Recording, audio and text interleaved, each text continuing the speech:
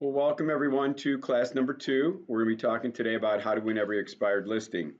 But before we get started, I want you to know that last class was the how to win every listing presentation using the killer listing presentation. And everybody has said, both in Orland Park here in Naperville, that if they used it, they would win more listing presentations. I want you to know that it is recorded at my site, at my website, and that's going to be at gmarino.valuedlender.com. So let me kind of show you where that is. It's very important that you put the HTTPS in there that you see here, // and it's on your agenda, just so you guys know. It's line number 1. Give that to Maria.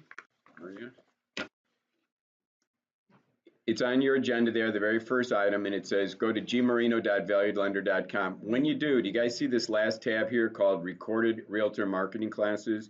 If you click it, here's the classes, and the last one we did was the killer listing presentation.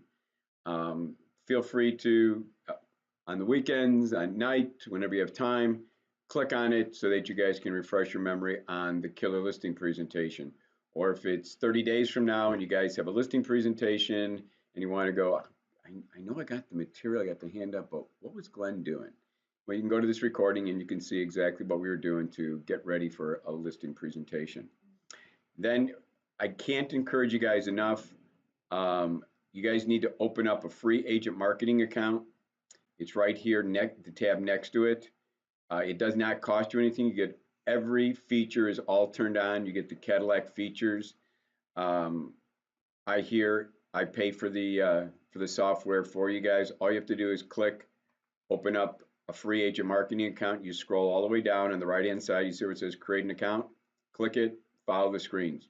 Name, company, address, cell phone, email, upload a picture. Open it up. It'll take you all of maybe 5 minutes and you'll have a free account. Very good. Because again, we use this account throughout all 8 classes, so you may as well get used to using it. The second item on so any questions on how to open up a free account? Cool. The next item on your agenda. Number 2 says, any questions from last class? Last class, you have a question. Great. From the last. Yeah. Mm-hmm. When I have to get that value, that account that you were just talking about, do I have to open it when I got one already? You have one already. So I'm trying to find it. You're good. So once you open it up, all you're going to do then is to go back in every time. Is you're going to go to www.agentmarketing.com. It's Agent Marketing is the software company. So you'll just go to, yep, you got my G Marino, but then you'll go to a new tab and you're going to open up www.agentmarketing.com. It'll ask you to log in. In fact, here's what agent marketing looks like, because I'll be logging into that soon. Here's agent marketing. This is what it looks like. And if you guys notice up here in the browser, yep, you got it. I clicked login already, but if I went back one screen, I'd have exactly the screen you have, Danny. And so you'll put your username in, you'll put your password in, you'll click login, and you'll be into agent marketing. This is different from how I used to get in. Yeah, I'm having you guys go directly to agent marketing versus you used to go through gmarino.valuedlender. So just go directly through agent marketing. It's going to be easier for you. It's still going to be, yeah, it's going to be, most people are the instructions I give out are to, when you open up an account, use your first name and your last name as your ID. Meaning, again, Glen Marino or, Francine Blackman. Do that because when it gets to the class where we create your own personal website, the name of the website will be www.yourfirstname.yourlastname.valuedagent.com. So when you hand it out to people, you'll know who it is. You can't forget your name, and you know you're a valuable agent. Okay, so this is the, and then you can put it on your business cards, etc. Should you decide that this personal website is really cool for you. A couple of questions that I might have from last week is, what is the state of Illinois now have for IDA What is the maximum down payment assistance that people can get? $10,000. And with $10,000, and again, it's this little flyer I handed out last week. Does anybody need one of those flyers? Okay, let's get that into your hand. Tanya, if you'd be so kind as to pass one down there. Let's just make sure that you understand with the $10,000, people can now can buy a home for as little as 1% of the purchase price, which if I was a realtor, in which I'm as a lender, I'm shouting this out in Facebook almost every single day. I'm letting people know, hey, you can buy a home for as little as 1% of the purchase price, which in many cases is less than your first month's rent and your security deposit. Why are you still renting? Contact me. And so again, if you look over here, this also was handed out last week. It's the 3 buckets of cash. Every real estate transaction has 3 buckets of cash. It has bucket 1, which is your down payment, bucket 2 is your closing costs, and bucket 3 is your escrows. And if somebody were to buy a $200,000, and I sent these out to you guys last week in the form of the email. Francine, I can send them out to you separately later on today. But say you didn't have a 200, say you had a $225,000 home. The realtors can change this worksheet. It's not static. It's to be used as a tool. If somebody says I'm going to buy a $225,000 home, they want to put the minimum down, which is 3.5% on an FHA loan. The down payment is $7,875. Well, if you're a typical renter, if I decide that I'm going to move out of my apartment because the neighborhood has changed, or because the landlord has said I'm too noisy of a tenant, I'm not going to renew your lease, I got to move. So I typically have my first month's rent and I got my security deposit sitting in the bank. I got $3,000. But when somebody says your down payment is $7,875, guess what? Well, I'm say, Glenn, I just told you I got $3,000. I don't have $7,875. Just show me another apartment. But the key, what you guys have to do is you have to say, but who pays that $7,875? No. Well, IDA's a majority of it. What are the 2 green lights that you need with IDA in order to get the 10,000? There's 2 green lights. What's the credit score? 640. What's the income limitation that you have under? You have to make less than what? 101,520. It's for the whole household. It's household income, and it's really for anybody 18 years or older. So again, if somebody is not married to somebody and yet they quote unquote might be living together, I tell them, do you need that person to be on the application? Meaning that obviously if you're married, it's husband and wife, they're going to see your tax returns jointly. But it's household income, and you will fill out a questionnaire when you apply. So again, it's household. Whoever lives in the house who's 18 years or older, they're going to get 3 years worth of tax returns to make sure you make less than 101,520. But again, the point being, most renters have less than that. Even some existing homeowners, because again, is this program only for first-time home buyers? No. Okay, so it's for everybody. And is there any county that I can't do this in? No. I can do it in every county. So I can do it everywhere in Illinois. I can do it, with anybody, because they can be first-time home buyers or existing. I got people in the city of Chicago right now where their 1-bedroom condo is too small because they got married, they have children, they got toys, and the 1-bedroom condo is getting a little crowded. But they don't have enough equity to put down on that next single family. They want to move out to the suburbs. Well, you can give them $10,000. And all of a sudden, so again, just real quickly, and then we'll move on. So again, who pays? Of that $7,875, it's the only, if you get 2 green lights, your credit score is above 640, and you make less than 101,520. The only thing you got to come up with then is 1%. So the yellow here says they got to come up with 2,250. IDA will come up with 5,625. You add those two together, it's 7,875. Cool. Our client's only out 2,250. Then closing costs are $5,000. So it says here, so it says here, and you have to ask who pays it. Well, you still have, of the 10,000, you used 5,000 in the first bucket. Now you got 4,375 left over. Okay, so I only need $625 from the customer. If that is a hardship to come up with the 625, you see this gray box, anything in gray, the realtor can change. What if you said, not a problem. I will get the seller to help pay some of your closing costs. I'll get them to pay $625 in closing costs. How much is our customer now paying? Right, well, 2,250, right, because there's nothing in the closing costs, because we got the seller to pay 625, I to pay this. The combination of those two is 5,000. Put a check mark and say I got all the money. Cool. Last but not least, the escrows. Because we pay our real estate taxes 1 year behind, if you have a closing on May 31st, the seller's lived in the house for 5 months. Seller has to give our client 5 months of real estate taxes as a credit. The credit always, always, always, unless it's new construction. So 999 out of 1,000 times, because I don't do a lot of new construction, the customer, the client gets a credit that's greater than what I might ask them to put up in the escrow for real estate taxes and for homeowners insurance. So go in reverse. The escrow bucket is 0 because there's a real estate tax credit coming from the seller. There is 0 of the $5,000 that our client has to come up with because Ida and the seller paid for it. And last but not least, the down payment. The client paid $2,250. Ida paid $5,625. So our client just bought a $225,000 home for $2,250. Or he can say to you, I'm sorry, Francine, I don't want to do that. I'd rather pay $3,000 to the landlord and own nothing. You're going to shoot them if they say that.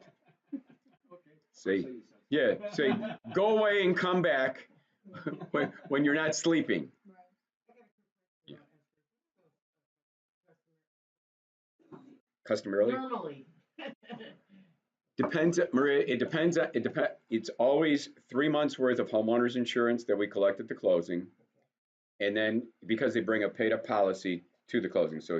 So 12 months is paid and 3 months is collected toward the next year's premium. The real estate taxes, it's a moving chart from anywhere from 2 months to like 8 months that we'll collect at the closing, depending upon what month you close in and what county you're closing in. So for example, if it was DuPage, when they're due in June and September. So if we're closing in March and your first payment is until May, and they never wait till June 1st to pay the taxes, the county doesn't, they'll probably pull the taxes around May 20th. So you're only going to make one mortgage payment, that May 1st payment. So at the closing here back in March, we always get 2 months in what they call a cushion. So we got 2 in the cushion, and we need 6 months by May 1st, and you're only going to make one payment. So I'm going to collect 5 plus 2 in the cushion. I'm going to collect 7 months if you close in March. So I've got 7. I'll have an 8th one May 1st.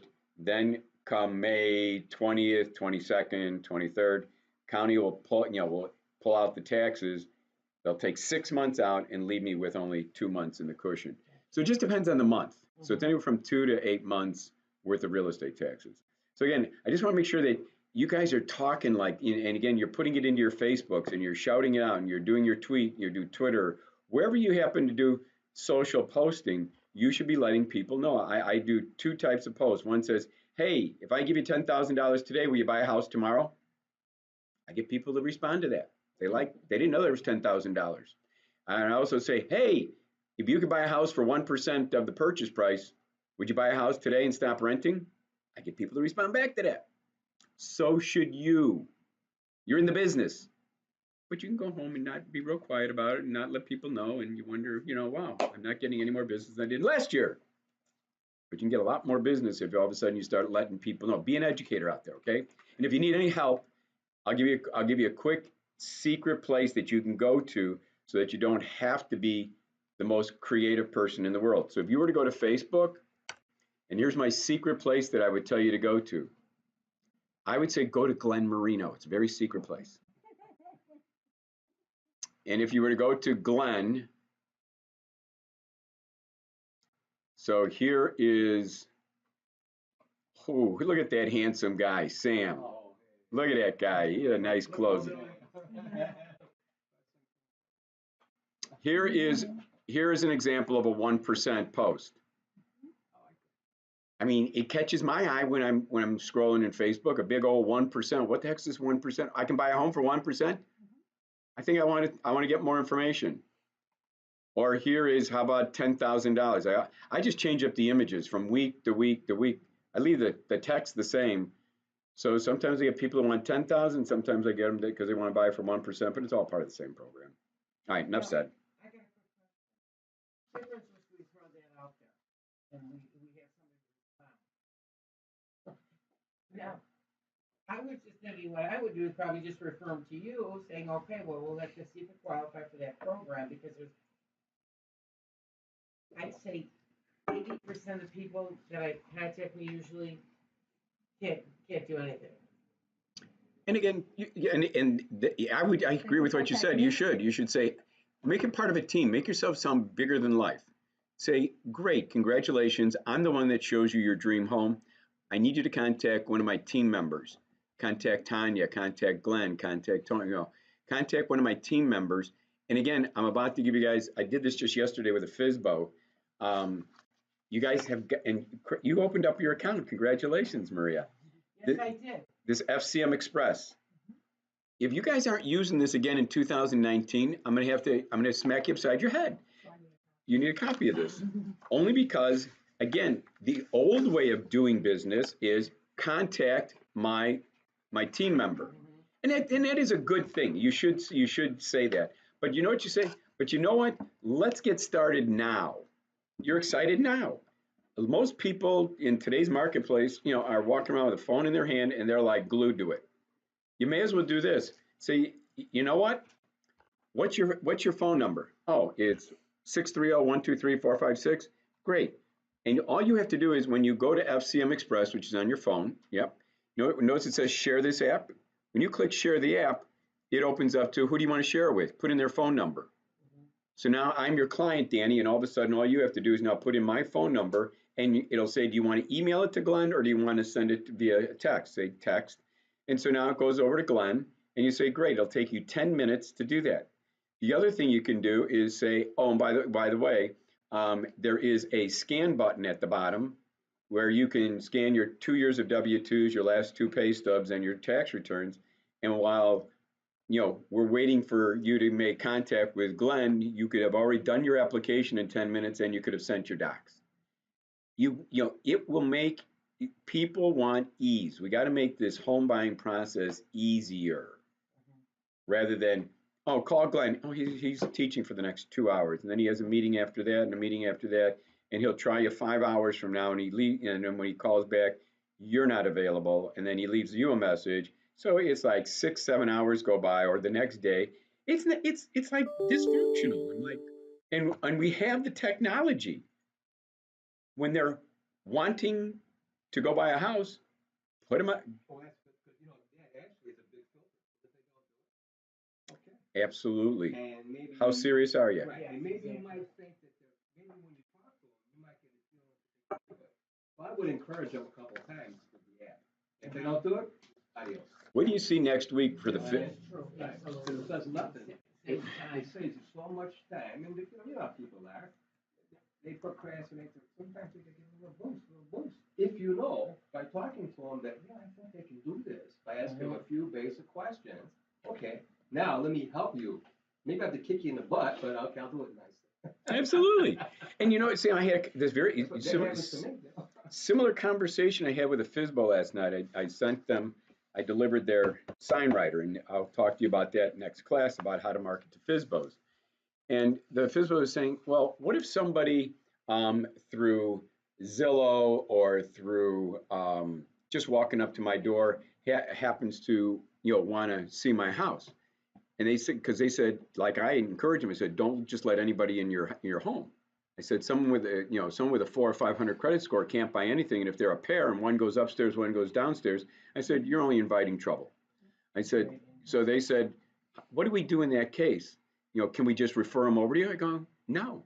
I go, yes, but no. I said, so I gave them the FCM Express app, and they were like thrilled. So they said, so when someone comes to our door, we can say, what's your phone number? Boom, boom, boom. You need to get pre-approved by my team. And therefore, they say, did you get it? Did you get the text? Yes, I got it. Great. Fill it out in 10 minutes, send them. They'll get you pre-approved in 24 hours. So it just keeps the ball rolling. And so I just encourage you guys a lot to use that. So again, just food for thought. You guys have seen the 3 buckets of cash. You guys don't have any questions on that. Any questions on Homes for Stars, Stripes, and Service?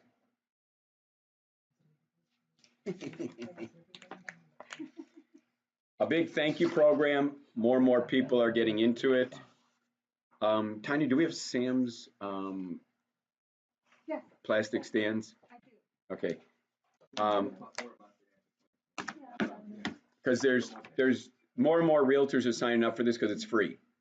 It's free to get into it, but obviously there's a cost for you to participate in the sense that you're giving back a rebate to the hero. The hero is a policeman, a fireman, a doctor, a nurse, an EMT, a military person, or a teacher. And somewhere in our life, we all know somebody, or we want to know somebody who's a teacher, who's been served our country in military, policeman, fireman. And once you get inside the police department, the fire department, a school, you help out one, it's like a brotherhood. Then they go, well, you got to talk to Sam. Sam's, helped me out. He gave me back a rebate check, and it's your program. So you guys have to select. Is it 25%? Is it 20? Is it 15? Is it 10% rebate of my commission that I'm going to give back? We as lenders give back, we don't give back, we pay for their $500 appraisal. Title companies are giving, depending upon which title company, $400 to $500. They're reducing their title company charges at closing. And the attorneys are dropping another $100 off on closing. So when you put a wrapper on all that, it's about $2,000. Then after the closing, we send them jointly. Sam just sent out just the other day for that one that you saw on Facebook. He was a veteran. Tanya, Sam, ourselves here, we sent the veteran a thank you for using our services. We hope you build many memories. You've earned $7,500 in national merchant discount coupons from stores like Costco, Target, Bed Bath & Beyond, and there's 50 other companies. And they're good for 5 years, the coupons. So again, added value. Do you think that guy is going to, when he goes to, say, the VFW hall and says, hey, I just did business with Sam. I just did business with Tanya. Yeah, well, he's really happy too. But when he came to me, he called me from, not from my indirectly, but he was qualified with pre-qualified.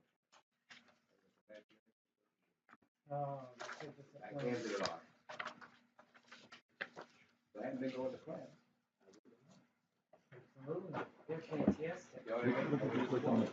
You. Okay, right. Facebook? Yeah. Right. Really good. Had a great contact. Yes. Oh, he's really. Oh, I bet he's happy. Very happy. And there's so many times that you come across people aren't qualified. So loan officers are so much.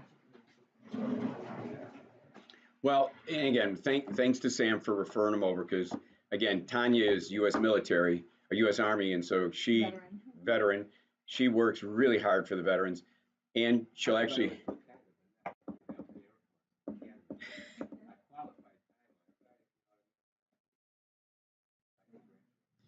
So I mean, but I mean, and if you guys don't realize in that program, and then let's move on, is that once a month we select from your choices. We ask you guys who are in the program. We say, hey, all you realtors, we ask other people that we've done loans for. We go, do you know of a hero that has done something super exceptional? And we do a video on them. And we introduce them to all the other heroes and to other realtors and in Facebook and YouTube. I mean, we've met some really cool people along the way. Yeah, I mean, it's an exceptional person. absolutely. You know what I mean? It's like, it's not.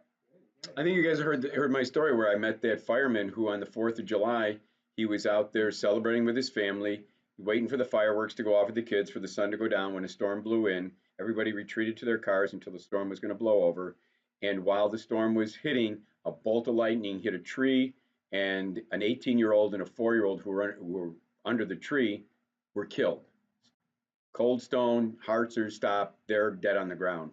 He jumps out of his car, goes over, resuscitates the 18-year-old, didn't even know about the 4-year-old, drags the guy away from the tree and puts him up against a fence. In the meantime, he hears his mother crying and screaming. He runs over there, and before brain damage could set in, resuscitates the 4-year-old.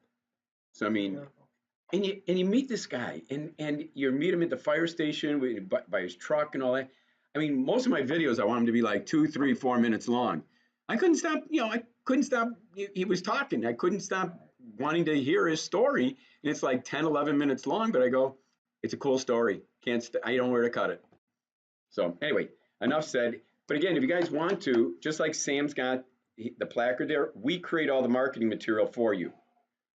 We don't want you guys to try, because again, we used to just verbally tell you and show you that and say, here's what it looks like. Go make this. And so what we do is we give you the digital flyers, we give you the plastic stand, we give you the land trust information. And then if you guys make appointments with police departments, schools, etc., one of us will go out there with you, Tanya, Tony, myself, and we'll help present if necessary. Okay? All right. Last week we did that killer listing presentation. And I said to you that there was one other piece that I wanted you guys to know how to deliver to them. That was that 34-page pre-listing presentation. So again, just by way of reference, you guys did, there was a meeting with, let's say, Glenn and Rose. They were going to look at 3 different realtors, Wednesday, Thursday, Friday night. You guys were the Thursday nighters. You guys sent Glenn and Rose, you did a property website. You guys then did a e-postcard. In fact, I think here's what it looks like. Here it is. So you guys did this e-postcard 7 hours prior. Glenn and Rose said, pretty cool. That's the front of our house. That's some side yard pictures. Then you texted us the mobile application 5 hours prior. Then you rang our doorbell at 7 o'clock that night. You did your flip book presentation. You gave us about 20 property business cards that you prepared. You gave us 9 different flyers that the system had in there because you wanted to win. You weren't going to just give us one. The system creates 9. I want to win, so I'm going to use some ink up. I'll print 9 of them and say, would you mind? I already created these 9 for you. Pick one that you would like to have in your property website because you have to choose one of those. You also then showed them an example of a hits report that shows them where their property website is going to be found in the internet, in the realty sites, the social media sites, and on Craigslist. And then you told them that you would give them a sample. You would do a Facebook listing page to bring more buyers to their home should they decide to sign up with you. With that, one of 2 things would happen. They'd say, whoa, you're overwhelming me. You went through that 17-page flip book. Just bring out your listing agreement. You're fabulous. You're great. No one's going to do all these things that you're talking about. Let's just sign up with you. The other side of the coin is they're going to say, thank you so much for your presentation. I have one more realtor to interview on Friday. Okay, so there's Wednesday, you were Thursday, there's Friday. And then obviously any good salesman says, do you know when you're going to make your decision? And if they say, well, it's going to be on Sunday, we think, we'll rest on Saturday, we'll think about it, we'll talk about it, we'll make a decision and let you know on Sunday. If it was me, and it's a $300,000, $400,000, $500,000 listing, any type of listing, I'm going to do this 34-page document, and I'm delivering it to them Saturday. They interviewed Wednesday, Thursday, Friday. I want one more kick at the cat. I want to make sure that I'm in front of them. Now, what's the 34-page document that you're printing? Looks like this, my friend. So here's the document. In your minds, think in your mind with a clear plastic cover. You went to Office Max, you got a clear plastic cover, it wraps around, you put the little binder bar on the side, and so you got this nice 34-page, and the front of the page is their home. This one's 28 River Lea Circle. And it says, see this website. And you already created for them this really cool mobile application. You said, you can text River Lea to 79564. You said, enclosed, please find, information regarding our team of professionals, the 201-step program that I've created to get your home sold fast and for top dollar, a list of questions you should ask any realtor before you sign anything, and details of my guarantee, and a list of real estate myths, and so much more. You then talk about, well, again, it's a nice cover letter telling them what you've enclosed. You're going to sign your name in blue. It's going to be your picture, your mission statement, your core values of honesty, integrity, about how you create and nurture a fun, exciting, creative, productive work environment. You're then going to go on to, here's your 201 steps. If you guys read through, because I'm not going to read through 201 steps with you, but when you go through that, if you say, I don't do 10 of these things, What's 10 minus from 201? 191. It's now your 191 step program. And in my instructions, it tells you how to remove or how to where the 201 is in this 34 pages. You'll delete. It's a Word document. You just highlight anything that you don't want, and you hit the delete key, and it becomes 200, becomes 199, it becomes 198. And so these are all the things. And again, when you look at it, I offer a broker's open, if applicable, to promote your property to local realtors and their customers to maximize showings. You guys do that. What it is everybody thinks your business is so dang easy. You guys get paid so much money for doing very little. You're telling them you guys do 201 things. It's your job description is what's in there. And if you think that that there's something in here that you don't do, then change it. So now after you tell them all the things that you do, if you have any type of degrees, if you have any type of designations, we're going to put them in here. Again, it's a Word document. A lot of my realtors don't have degrees or designations. You know what you do with this page? Delete it. It's a Word document. So it's not 34 pages, now it's 33 pages. You're going to give them an easy exit. You're going to say, you know what, if I'm not meeting or exceeding your expectations, you can cancel this. I think they have to give you some sort of notice with, for 30 days in advance or something like that, but they can cancel it. Here's some suggested questions for other realtors that they might be interviewing. And again, you're handing it to them on Saturday. It's going to maybe jog their memory about, did I ask these questions? Do I feel that that these other realtors fulfilled me and gave me all these answers? Here's some facts about condition, location, market, price, and you're talking about each one of them. That price is the number one most important factor in the sale of your home. But what it is, you're not going to let them price it too high, and you're not going to let them price it too low, giving them some pricing guidelines. You're going to also give them a questionnaire that says, what are you most concerned about? If we list this home, are you concerned about the advertising from 0 to 4? Tell me. Open houses, showing procedures, pricing, closing costs, commissions, security, buyer qualifications. Tell me what your thoughts are. So, you got a communication piece. The benefits of proper pricing, the drawbacks of overpricing. You're showing them the sign writer once again, even though you showed it to them during your listing presentation. You're letting them know that you already have a mobile application in the form of Riverlia. You're letting them know that you're also going to create a Facebook listing page to try and get them more buyers out of the internet. You're going to let them know that you're going to put them into various and sundry real estate sites and internet sites. This most of them don't do. They're not going to do a Facebook neighborhood page. So now again, delete this page and you're down to 32 pages, not 34. Then you're going to help them with contract and negotiations, some common real estate myths. My team sells a lot of real estate. Perhaps they're too busy to pay attention to my listing. Well, the truth is blah, blah, blah, blah. And again, the myth, I should select the agent that suggests the highest list price. And the truth is, and so on and on, you're going through this and helping them understand, what's truth and what's a myth. You're allowing them to set forth questions that they might have that this document has prompted that you can answer for them. And then last but not least, what you might need for your remarks is, why did you buy this home? You guys bought this 10 years ago. What is fantastic about this neighborhood or about this home? And then if you're ready, let's get any buyers pre-approved with my partner, Glen Marino, and his team. And with that, deliver that to them on Saturday. Does anybody think that would be kind of a cool thing to do? I'm getting so aggressive. Get aggressive, girl, get aggressive. I think it's great to be aggressive with this, showing them all the things that you're going to be doing. So again, so here, if you guys would take one of these, I'll put one by Danny. If you'll take one of these, Tanya, and pass it. But actually, if formally everything you're trying, that you're not going to have time to tell them, but then they can review it before they make a decision. That's the whole purpose, is that I want you guys to have one more piece that before they make their final decision. Franny, I think you got more than one copy there. It's a 2-pager. So here's what I'm going to do. I need you guys, after class, I'm going to email you this master. So this is the master. These are the instructions. Let's bring up the master and let's bring up the instructions.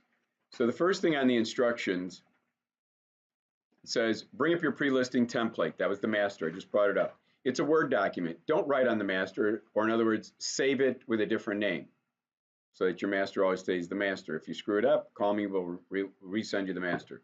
Please copy the master each time you prepare a new document. Click the edit button and then click the find tab in Word so that you can do what's called find and replace. Let me demonstrate that to you. So here we are in, let's go to the master.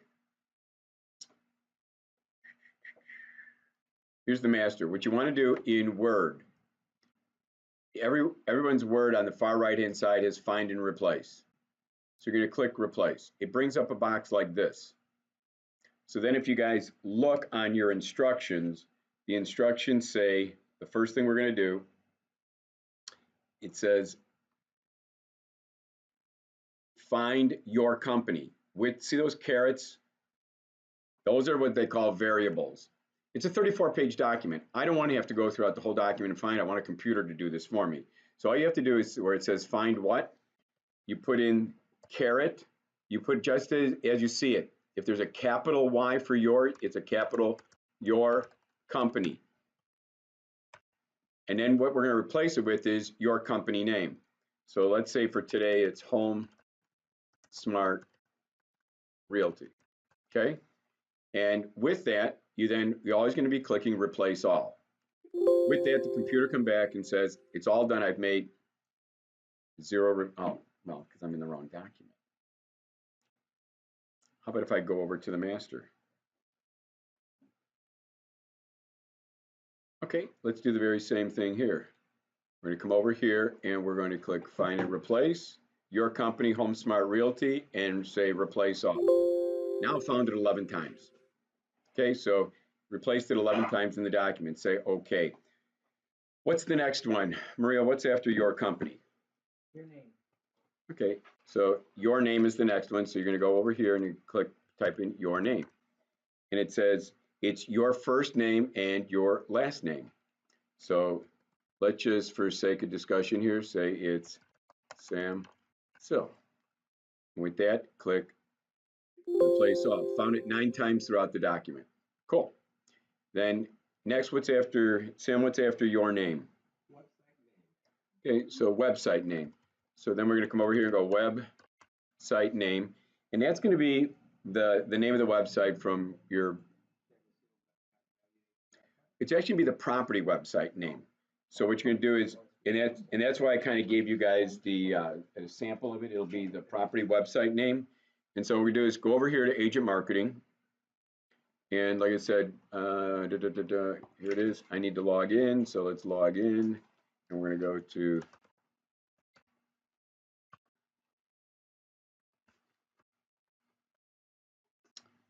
I know I hit the wrong key.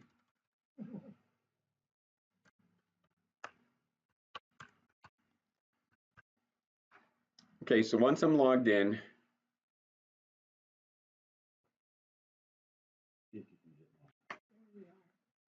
there's the agents.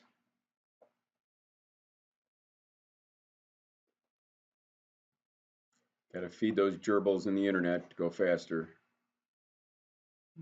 Still spinning round and round. It's cold outside, that's why. Certainly is. Whew. My Bluetooth isn't even connected in my car. My phone and my Bluetooth. It's like it has everything the weather. Everything wanted to shut down. Let's do the weather. Yesterday. Okay, here's Sam. Let's see if we got anything. Sam, if we got any properties in there.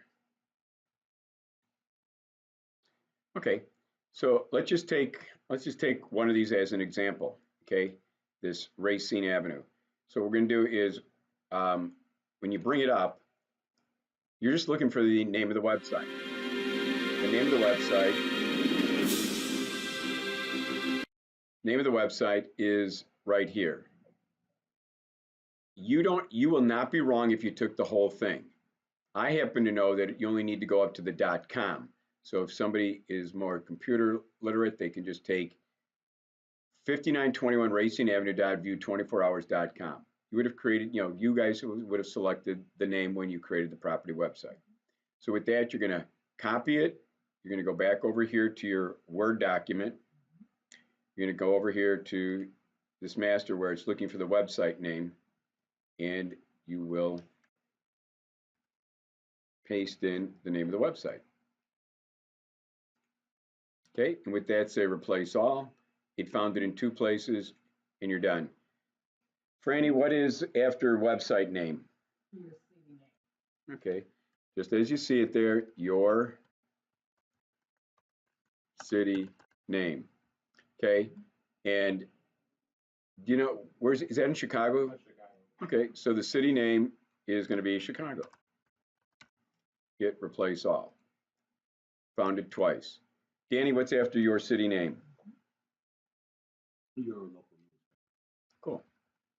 So your local newspaper. Now again, if you're in a smaller suburb, etc., you might have a local newspaper called Naperville Sun. One of the 201 thing, but again, if you're in a bigger metropolitan area, it might be the Chicago Tribune or something like that. One of the 201 steps says that, and I will advertise your listing in a local newspaper known as, yeah, or like in your case, it would be the Shopper. So again, for some of you, you do that. For some, you don't. And again, now it's not a 201 step, it's 200 steps. So if you were eliminating that, you wouldn't even bother with this. But I'm going to put in here the Chicago Tribune for sake of it, just showing you. And it found it once. Okay, Tanya, what's after your local newspaper? Awards and I'm going to skip that for right now. But again, if you had awards or designations, you would put the carrots in there and you would put it, and it would find its way into. But for most of the realtors, they're deleting that page out of here. What's after that? Your phone number. Cool. So go to your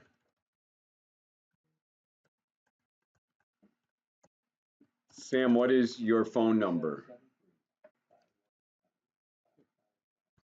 773.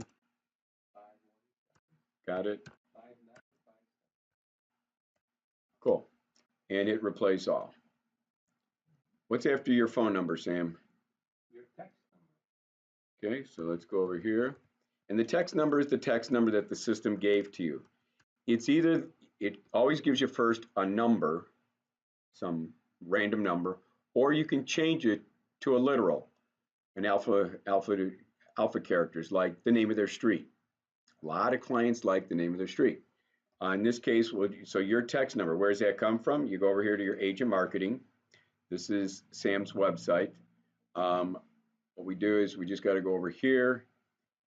You're either going to look at edit or tools. You go to tools, and down here it says there's the text code. The text code is 1622792. Now, I think this is on Racine. You guys want to see something cool, and what we'll do is we'll just change this to Racine. Well, I don't change it there, I change it down here. So you'll go as Racine. And again, this is a nationwide software company. It serves New York to California and Canada. So if people are seeing his sign writer that's on the yard sign that says for more information on this home, text this number to that number, or text now Racine, and they go, oh yeah, I'm on Racine, I get it, I'll remember it, Racine to 79564. Your client likes it because they live on Racine, and they can give that out to people and say, oh yeah, you must see, what my house looks like. I got this mobile app that my really cool realtor Sam created for me. Text Racine, which is the street I live on, to 79564. Because I guarantee you they won't remember 162, 2792. I can't remember 3 digits after you tell them to me. So, having said that, Racine, you hit save, but it may come back with an error, which it just did. It said it's not available because someone between New York and California and Canada has the word Racine. So what we do then is he's on 5921. So what I typically do is I just go, well, then I'll give you my address, 5921 Racine. So okay, well, you can go ahead and do it like that, but like you said, you won't remember 3 numbers. So in that case, what about S Racine for South Racine, just the Okay. S in front of Racine. What would you like? It's yours. Well, yeah, either way, I like Christian Edwards, just like that. But you can do it that way. I agree with you. Simple is great. The simpler, the better. So we'll hit save. And now do you see up here in the sign writer, it's 5921 Racine. When they actually print the sign writer, the whole thing will be there. So now when we go back to our Word document, our 34 pager, which is now down to 32 pages, your text number is 5921 Racine. Again, remember this, you want to win. If you guys showed that to me and I was selling, I go, that's pretty cool. You guys have got a mobile application that's my address or South Racing, whatever it is, but it's something that's super easy and I can now hand out to people.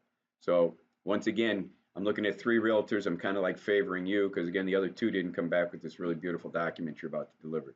So hit replace all. It says, what didn't I do right? Oh, again, it'll tell you, always look for how many replacements. Remember, this shows 0, right up there, 0 replacements.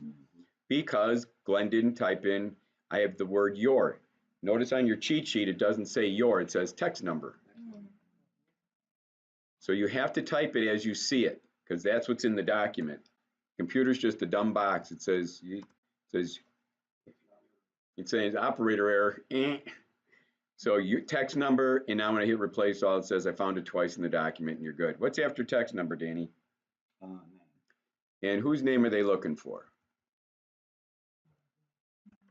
In the Can I interrupt you for Yeah. 1 second? Because see, I'm either so stupid or so literal where it said text number. I would have put in E property text number. So that's what it's saying. Well, e-property, I could probably should change that because agent marketing used to be known as e-property, and so I'll just change that to 'Cause agent that's what I would've marketing. put in. But it's agent marketing's text number. It's the property's text number. So I can just scratch out Please just make it say text number of the property or however you want to remember it. So it's All right. actually agent marketing. Right, it's the agent marketing text number that was given to the property. Yes. I got a question. How long does it take to make up those writers? It depends upon how much they can have it to you the next day, but then you're going to pay for FedEx delivery. So yeah. I don't like paying. So what's the other option? The other option, it's the only problem is the sign writers are not. I mean, the system and everything else and printing it, everything is free. But when you go to activate the website, activating the website is free. Putting your virtual tour into Realtor.com is free. But if you go and buy a sign writer, they're going to charge you $17 plus the postage, and you decide how much postage. Do I need it in 7 to 10 days? Then they'll go UPS ground. Okay. Do you want it tomorrow? Then they'll do FedEx next day and you'll have a bigger postage number. Double that. Yeah, right, exactly. So here you are, the name. What I do typically is because I may or may not know the owners that well yet, or I may not remember that it's Glenn and Rose, although we're pretty simple names with Glenn and Rose. So what I do for this, and you guys do it your way, I always go owners of 5921 Racing. Okay, and let me give a space there. If you know that it's Glen and Rose Marino, you can put their names in there because it's really it's the greeting in your cover letter, page 2 of this big document. Hit replace all, and it found it once. Okay, what's the next one? Your county. Your county with the word your in there. So I'll type in and your county, and I would assume that this is in Cook. All I got to do is type correctly. And so take this out and put in Cook and say replace all. All right, after that, what's next in the instructions? The instructions then say, it says delete any of the 201 steps that you will not perform. Well, some of you, you're not going to put them into the local newspaper, so make it 200. And I'm telling you on what pages the word 201 is. It's on page 1, page 2, page 4, and page 11. So if it's 200, if it's 199, if it's 185, if it's 165, you go for it. Now, number 4, says Google and download the Jing project. It's free software. Jing is this little orange sunshine. Do you guys see this up here on my screen there? It's this little orange ball. And what I do is I use it almost every single day in communication with realtors, clients, coworkers. It allows me two things. It allows me to capture whatever's on my screen. I can capture it and I can put it into, I can then copy and paste it into a flyer. I can put it into the body of an email. I can put it into a text. I can do all sorts of things with it. I can capture whatever's on my screen. The other beautiful feature about Jing is that it also allows you to do a video. So once I capture my screen, and I've done this to some people, they'll tell me, hey Glenn, I'm in agent marketing and all my pictures are really, really small. What am I doing right or wrong? Or how do I do something? I could type it all out and say, click this, click that tab, go to the, instead, what I do is I typically will grab my entire screen and highlight it. And then down here, do you see this little, what looks like a piece of film? When you click the film, and most of your computers have mics in them, and now what we're doing is recording. You're saying, hey, Tanya, you were having trouble with the 34-page pre-listing presentation package. You need to follow these instructions here, your company, your name, website name, and replace it with this. And so then when you're done, telling people what it is that you want, you stop the recording, and what it's going to do then, it'll render a recording for you, and you will then, yeah.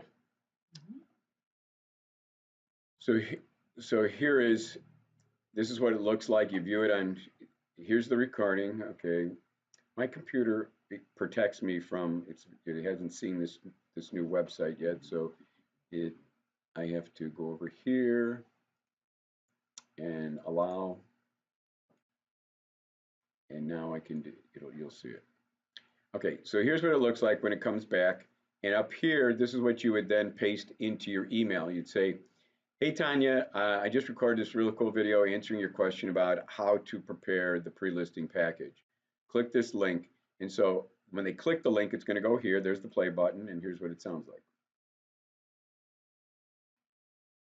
Tanya, you were having trouble with the 34-page pre-listing presentation package. You need to follow these instructions here, your company, your name, website name, and replace it with this. And so then when you're done, telling people what it is that you want. I stopped the recording. So I mean, it records, your voice, it records whatever on your screen. It's really a cool way. You can highlight, there's you can circle things, you can box things, you can arrow things with it. It's really a great little thing, and it's all free. So anyway, I wanted you to play that because I knew the audio was going to play it, but I wanted to see if the mouse movements were recorded too. The mouse movements are recorded. All the mouse movements are recorded. All right, so again, going back here to your instructions say that you need to Google and download the Jing project if you don't have it already. Then Jing your website's homepage, meaning you're going to go to your property website. Remember that first cover is going to be clear plastic? We want their home on page 1 to see right through that clear plastic cover. So what we're going to do is you're going to copy and paste it and put it onto page 1. So let's go back over here to Sam's property website. So we're over here. So I think we were doing Ray Senior, so let's bring this up.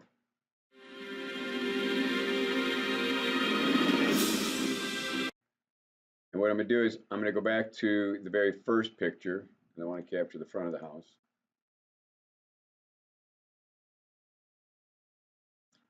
Grab Jing. And so kind of cool. It's got the price. It's got more information. So what I'm going to do for purposes of this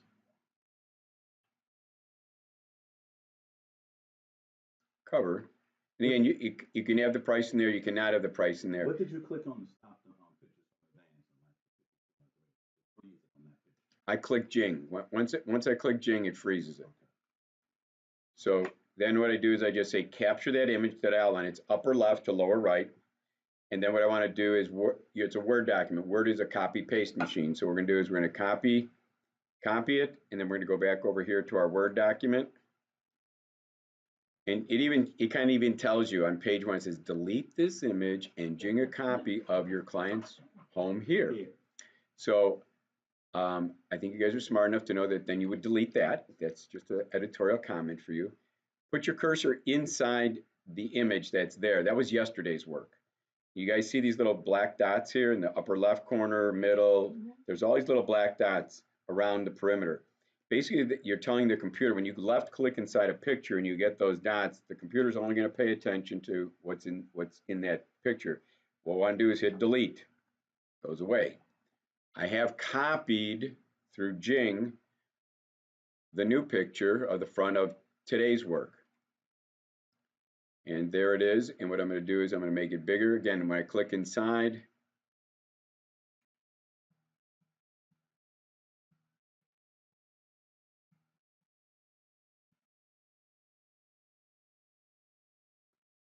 so again, you guys can make it, bigger. And I just want to make sure that all the pages are correct. So now, one last thing, which again, it says then number 5 in your instructions says copy and paste your picture onto page 3. Well, here's page 3. We'll assume that that is not Sam. Oh, that it is. It was very successful. We'll assume that is Samantha. That's Samantha. Fantastic. That's Samantha. That's Samantha. But again, just like I gave you some editorial comments to delete the front page, get rid of your photo. That's just kind of helping you guys understand, put your photo there. So again, if we had all this in there, this would be on the front cover. I'm the client sitting at 5921 South Racine. I get this from Sam. It's got a clear cover on it, and it says, see your website. You're reminding them that you built a website already. You're reminding them that they can text 5921 Racine to 79564 and see the mobile application. You're telling them you did 201 things. You're saying, dear owners of 5921 Racine, you're signing your name in blue to make it stand out. You're then going into your picture, your mission statement, your core values, your 201 amazing things, amazing steps that you're going to do to help sell their home fast and for top dollar. And then again, after you do all that good stuff,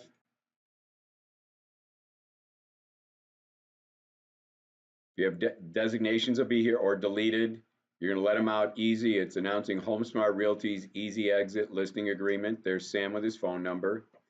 There's suggested questions again. There's your facts about condition, location, market, and terms, pricing guidelines, questions about their concerns, benefits of proper pricing, drawbacks of overpricing, telling them, reminding them here, remember I did that mobile application for you. I'm going to provide a sign writer to get more buyers as they drive by your home. I'm going to do a Facebook listing page. I'm going to put you into the internet and social media sites. I'm going to help you with contract and negotiation, some common myths, etc. I'm going to hear some questions that you might have. Please put them down. Let me know why you bought this home 10 years ago.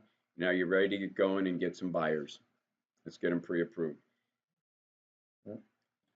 If I wasn't talking, I think you guys could sit down in 5 minutes. I mean, what do we have to replace? 12 things? You guys should probably do this thing in like 5, maybe 10 minutes.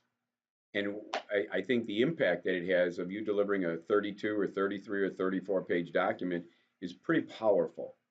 So again, what I want you to do is do that follow-up, do that one extra step. If it takes 10 minutes to win a $300,000-$400,000 listing, take that extra step. Question, Mr. Marino. Yes, sir. Why don't we bring this with us on Thursday when we come? Because you've got enough in that killer listing presentation. You've got a big wow going. In other words, what I don't want you to do is shoot the whole wad out of that shotgun day one. What I want you to do is I want that shotgun to still have some ammo. I want a bullet left. And so all I'm saying is you got 8 bullets, shoot 7 of the bullets because it's a 7-point. There's 7 things you got to do in the killer. Keep that 8th bullet for a couple days later. And again, you'll find out just in your mind, when are you thinking of making your decision? I want you guys to, this is play your trump card just before they make that decision. It's psychological warfare. It's just psychological. You talked to somebody on Wednesday, Thursday, and Friday. Yep. Now you're talking to me again on Saturday, and I brought you another bullet, the last bullet in my gun. Okay. Absolutely. You're just you want to be the last. You want to be top of mind. Be top of mind. Okay. All right. Is this kind of cool? Yeah. Very All right. So I'm going to give you the instructions that you guys have. I'll send it to you in the email, and I'll send you the master so that you guys can make these changes. Practice with it. If you guys run into any problems, you let me know, and I'll be able to help you. All right. Next on your agenda.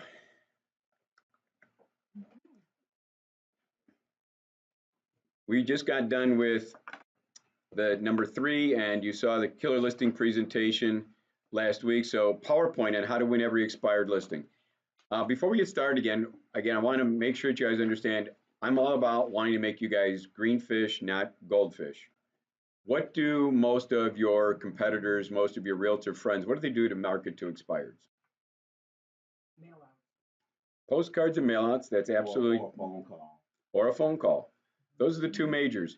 And just the other day I heard someone say to their group, we're going to sign up for the Brian Buffini classes. And in the back of my mind, this is what where my mind went. I go, great. Let's say all of us took the Brian Buffini class, and we got this really cool script that says how we're supposed to call the expireds. And so I don't know about you, but I know some people in this business that at 8:01, I should say 8 o'clock in 1 second, they have a headset on and they're calling like crazy to the expireds. And a lot of the scripts read something like this. They say, "Hi, Mr. and Mrs. Expired. I noticed that your home, did not sell, and that's really unfortunate. But I think I have a buyer for your home. May I stop by later on today or tomorrow? I'd like to see your home. I'd like to see if it meets the needs of my client." And so again, that's the first phone call of the morning. And so possibly depending upon the attitude of the expired and depending upon the realtor and how sweet and adorable and charming they are on the phone, they may get someone to say, "Well, yeah, I guess you can stop by and take a look at my home if you got a buyer." And so, but now let's say that you don't start until 8:30 in the morning. Let's say you don't start till 8:45. Let's say you don't start till 9 o'clock. Let's say you're the 20th phone call. First off, do you think that the seller is still answering his phone? If he does answer his phone and maybe you're the 10th call, do you think that he's trying to hang up on you? Absolutely.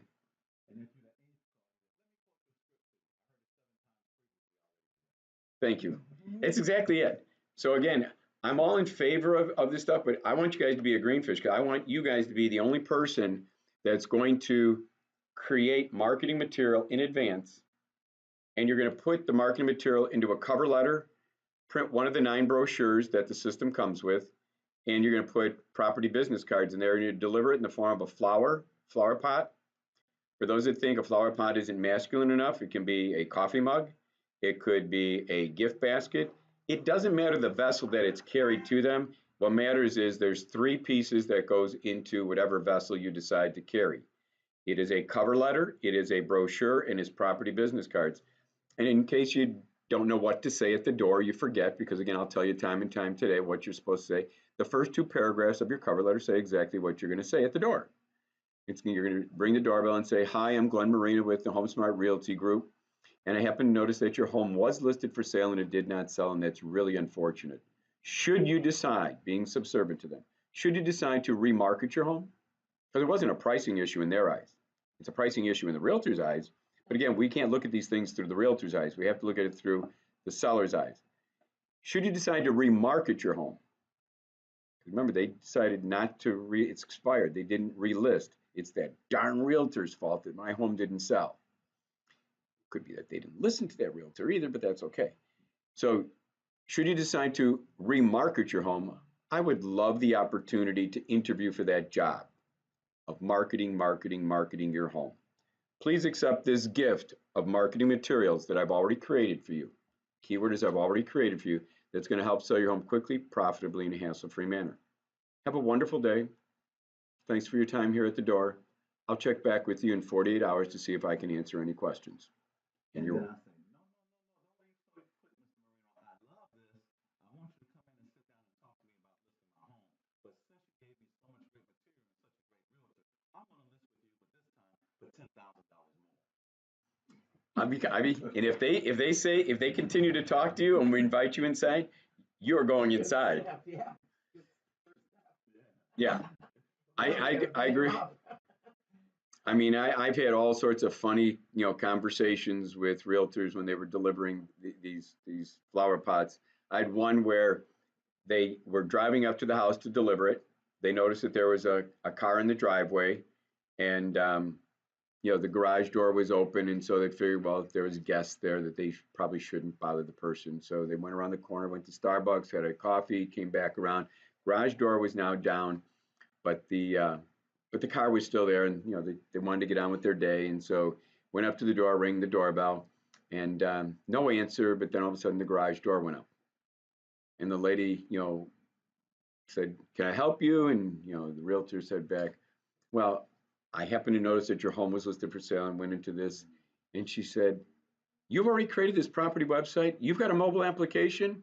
And what was happening was the other car in the driveway was the prior realtor was there picking up her sign. And she's yelling at this person, "See, he created a property website. He's got a mobile application for me. He's got 9 flyers for me." This is what I said you should have been doing. Wow. And so she said to him, "Would you come back at around," it was like 3:30 in the afternoon. She goes, "My husband will be home around 5:30. Would you please come back at around 5:30? Ended up being a $550,000 listing. And you know what? The husband was a staunch, stubborn Italian. And so he's going through the killer listing presentation.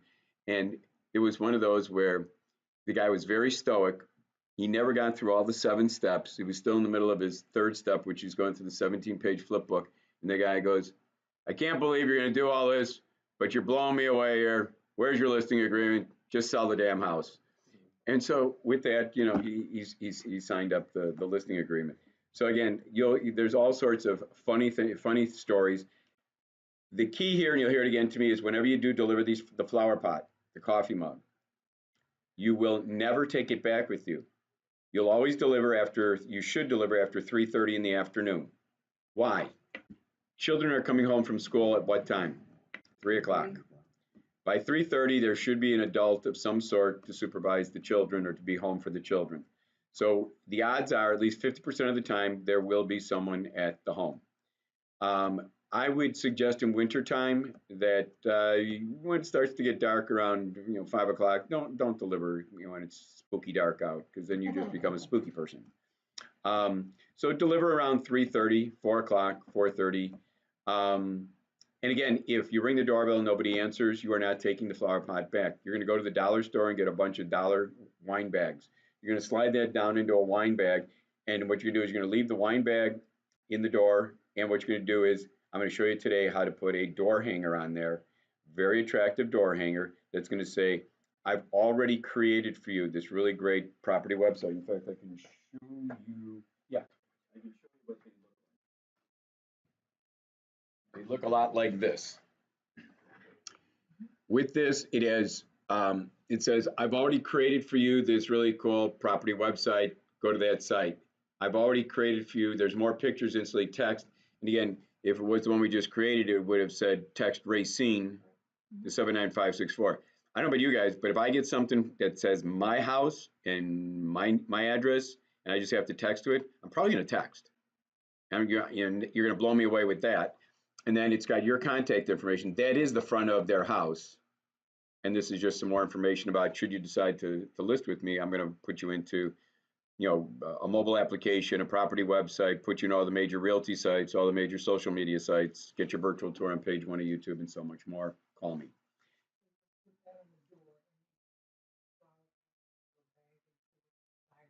Mhm. And last but not least, what happens when FedEx comes to the door and you're not home? They leave a sticker. You're going to go to Office Max, wherever, and get lime green, lime yellow, whatever favorite color you like. And you're going to take and handwrite on it, "I left you a gift today." It's a gift of marketing materials. "I left you a gift today, Sam, Franny," your phone number, stick it on the door. And I stick them on the garage, where the garage goes up and down, because that's how I enter. I don't necessarily walk up to my front door. So all of a sudden, when my headlights hit this lime green, I go, "What the heck's that?" So put it on the garage, put it on the front door. They're going to see one or the other. They're going to take it inside and they're going to start to unfold. There's 8 things that you've already done for them. So, Mr. Marino, can I say something? So that sounds like to me that I'm coming to the door anticipating that they're not going to be home because I'm not going to have that flyer or that sticker at their front door with me. You know, a lot. You know what I'm saying? I have to do that in advance when I bring the bag. Absolutely. I can't ring the door and say, "Oh, they're not home." Let me go back to the office and print a front door sticker and come back. So I agree. have to assume that from the beginning. Absolutely, because that Like door, Boy Scout, be prepared. the door hanger will take you 5 minutes to prepare, and I'll show you how to do that today. Again, yeah, you'll have wine bags in your car. You'll have prepared that door hanger at the same time you did the property website, and you're gonna, which is really the second way. Got to remember, to me, there's 3 ways of delivering these. It depends upon your personality, and you're all salespeople.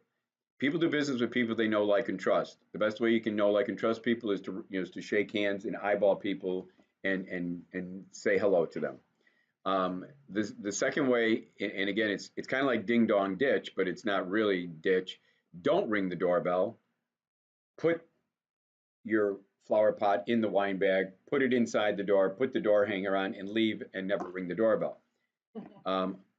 You're gonna get less conversion because again, you're kind of like you know you never said hello, you never eyeballed them, right? The third way, and I had one realtor that opted to do this. She prepared the cover letter, printed the flyer, one of the 9, did the property business cards, put it into an 8.5 by 11 mailer, and mailed it off to him. And I said, it's a glorified postcard. It's really nice. It's got a lot of cool stuff in it. But I said, you're not going to get the conversion rate will not be as great as if you left it there or if you rang the doorbell. So again, 3 different levels. I don't know any reason why somebody shouldn't be adopting this, because right now there is a huge number of canceled sitting there and expireds in your MLS. So many people, when it got to be Thanksgiving, said to their realtor, I don't want to have days on the market. Let's just cancel the listing. Let's put it back on. When the snow starts to melt, let's put it back on in March. Okay, so you got all these cancels. Guarantee you that realtor is going to be talking to them each month, or when are you ready? That's like, you guys should be licking your chops going, this is great. I've got all these people, all the cancels theoretically are going to be relisting. Are you just going to stare at them in the MLS, or are you going to go after them? You got great marketing tools. Go after them. Be aggressive. Worst thing they can do is say no. But you know what? If you do one, here's my challenge to you guys. If you use either a Google Calendar, a Yahoo Calendar, and any type of calendar, and you put in from 8 o'clock in the morning to 9 o'clock in the morning that you're going to do one expired. Yesterday we found 90 of them in Orland Park. Just one 90 and canceled. And we're only going to do one a day is all we need. So if I do one a day, and then at 3:30 in the afternoon, I have in my calendar, I'll be gone for a half hour because I'm going to go deliver. Because again, I only be on their front step for 10 seconds to say hi to them and leave it with them. So what I'm going to end up doing is, if I do one a day, that means 5 in a week, maybe 6 if I do it on Saturday. Yeah, I got some realtors that are doing 2 a day, so that could be 12 in a week, but let's just keep it simple. Let's say it's 5 in a week, 10 and a half month, 20 in a month. That's 20 potential leads in January. I then have February, I get another 20, that's 40. I get another 20 in March, that's 60. I go into the spring market with 60 people that did not tell me to die and go away. Because again, the preparation and the delivery is 50% of the exercise. The other 50%, and depends on how much time we have today, is then there's going to be, I'm going to give you guys about 7 different drip pieces. Because what you can do is they may or may not be ready to list. It's not March. They may give you a listing presentation and say, this is great, but I'm not going to list until March. Well, what we're going to do is we're going to stay top of mind with 2 drips and a phone call in January. 2 drips. Drips means either an email or you mailed it off, and I'll show you how to create those. And you're going to call them. Just checking in with you. Each month there's saying January is, Happy New Year, hope that you had, this can be a great year. You guys are looking to downsize, you guys are looking to upgrade, whatever you're doing. Just checking in with you that we're still looking at March for you to relist. And so again, having a conversation personalizes it. 2 drips a call. February, hey, it's going to be, weather's getting a little warmer. You guys are celebrating Valentine's Day. Hope you guys have a great time. Still, March is our expected listing date, right? Well, maybe these plans have changed. No, we're moving it up to the end of February. Well, great. All of a sudden, you know what I'm going to do? I'm going to shorten up the distance between my drips. I'm going to do drip, drip. I'm going to be making sure I stay top of mind. And you guys will get it more. But I have a big master's lead sheet that every time you do one of these pots, you put it into the master. It'll show when you delivered it. It'll show when you did your drip, drip, call, drip, drip, call, drip, drip, call, and got your listing. So again, you'll be able to manage all of these because I don't know about you, but if I had 20, if I had 40, if I had 60 of these, I wouldn't know who the hell I talked to or where, what I was doing unless I had them on a master spreadsheet. So I will give you the master and I will show you how to work it. All right. So let's just do a little background here on. Yeah, absolutely, please. Where do you get the phone number? Okay, so you're dropping off your pad. Good question. If you leave it there and you don't talk to them. Because again, in the MLS, you don't have phone numbers and you don't have emails. So again, remember at the door, you said to them, I'll check back with you in 48 hours to see if I can answer any questions. The real reason I go back within 48 hours is because I'm trying to get contact information, and what I'm trying to do is see if I can set the appointment for a listing presentation. Now, my expectation as a salesperson is I'm not going to get that till I ask for it 4 times. So the second time that I go there, the first lead in is, hi, I'm Glen Marino with HomeSmart Realty. They know who I am. I've been staring at them for the last 48 hours in their kitchen with my big picture. And they're going, we know who you are. And I said, well, I wanted to find out if you've had a chance to look at my marketing materials that's going to help sell your home. Is there any questions that I can answer for you? I fully expect this to be the answer. Well, life got busy. We didn't get a chance to look at it. We'll be taking a look at it, in the future. And I'll say, well, today is Friday. How about if I give you the weekend? How about if I, let you take a look at it over the weekend? I'll give you a call on Tuesday. By the way, I don't have your phone number to call you on Tuesday. In my opinion, there's a couple of things that are working in your favor. One is called the law of reciprocity. Law of reciprocity says that if I do something good for a human being, they typically will do something good back to me. So if I, A, have dressed appropriately, if 2, if I looked them in the eye, shook their hand, and I did not waste their time the first time, I look professional and answered any questions that they might have had at the door, but very, very seldom do they do.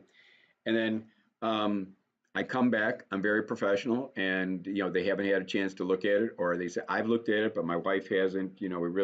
You agree with you. I always agree with that is a very important thing. Both of you need to look at the material you're selling, your biggest asset. So why don't I give you the weekend? I'll call you Tuesday. What's your phone number? And I have other marketing material, which you really do. I have other marketing material that I'd love to send you for you and your wife to take a look at. May I please have your email? I believe that human beings make decisions on people within 10 seconds after they meet them. I can tell if I want to be in the same room with that person or if I want to, run and go get a drink and go talk to somebody else.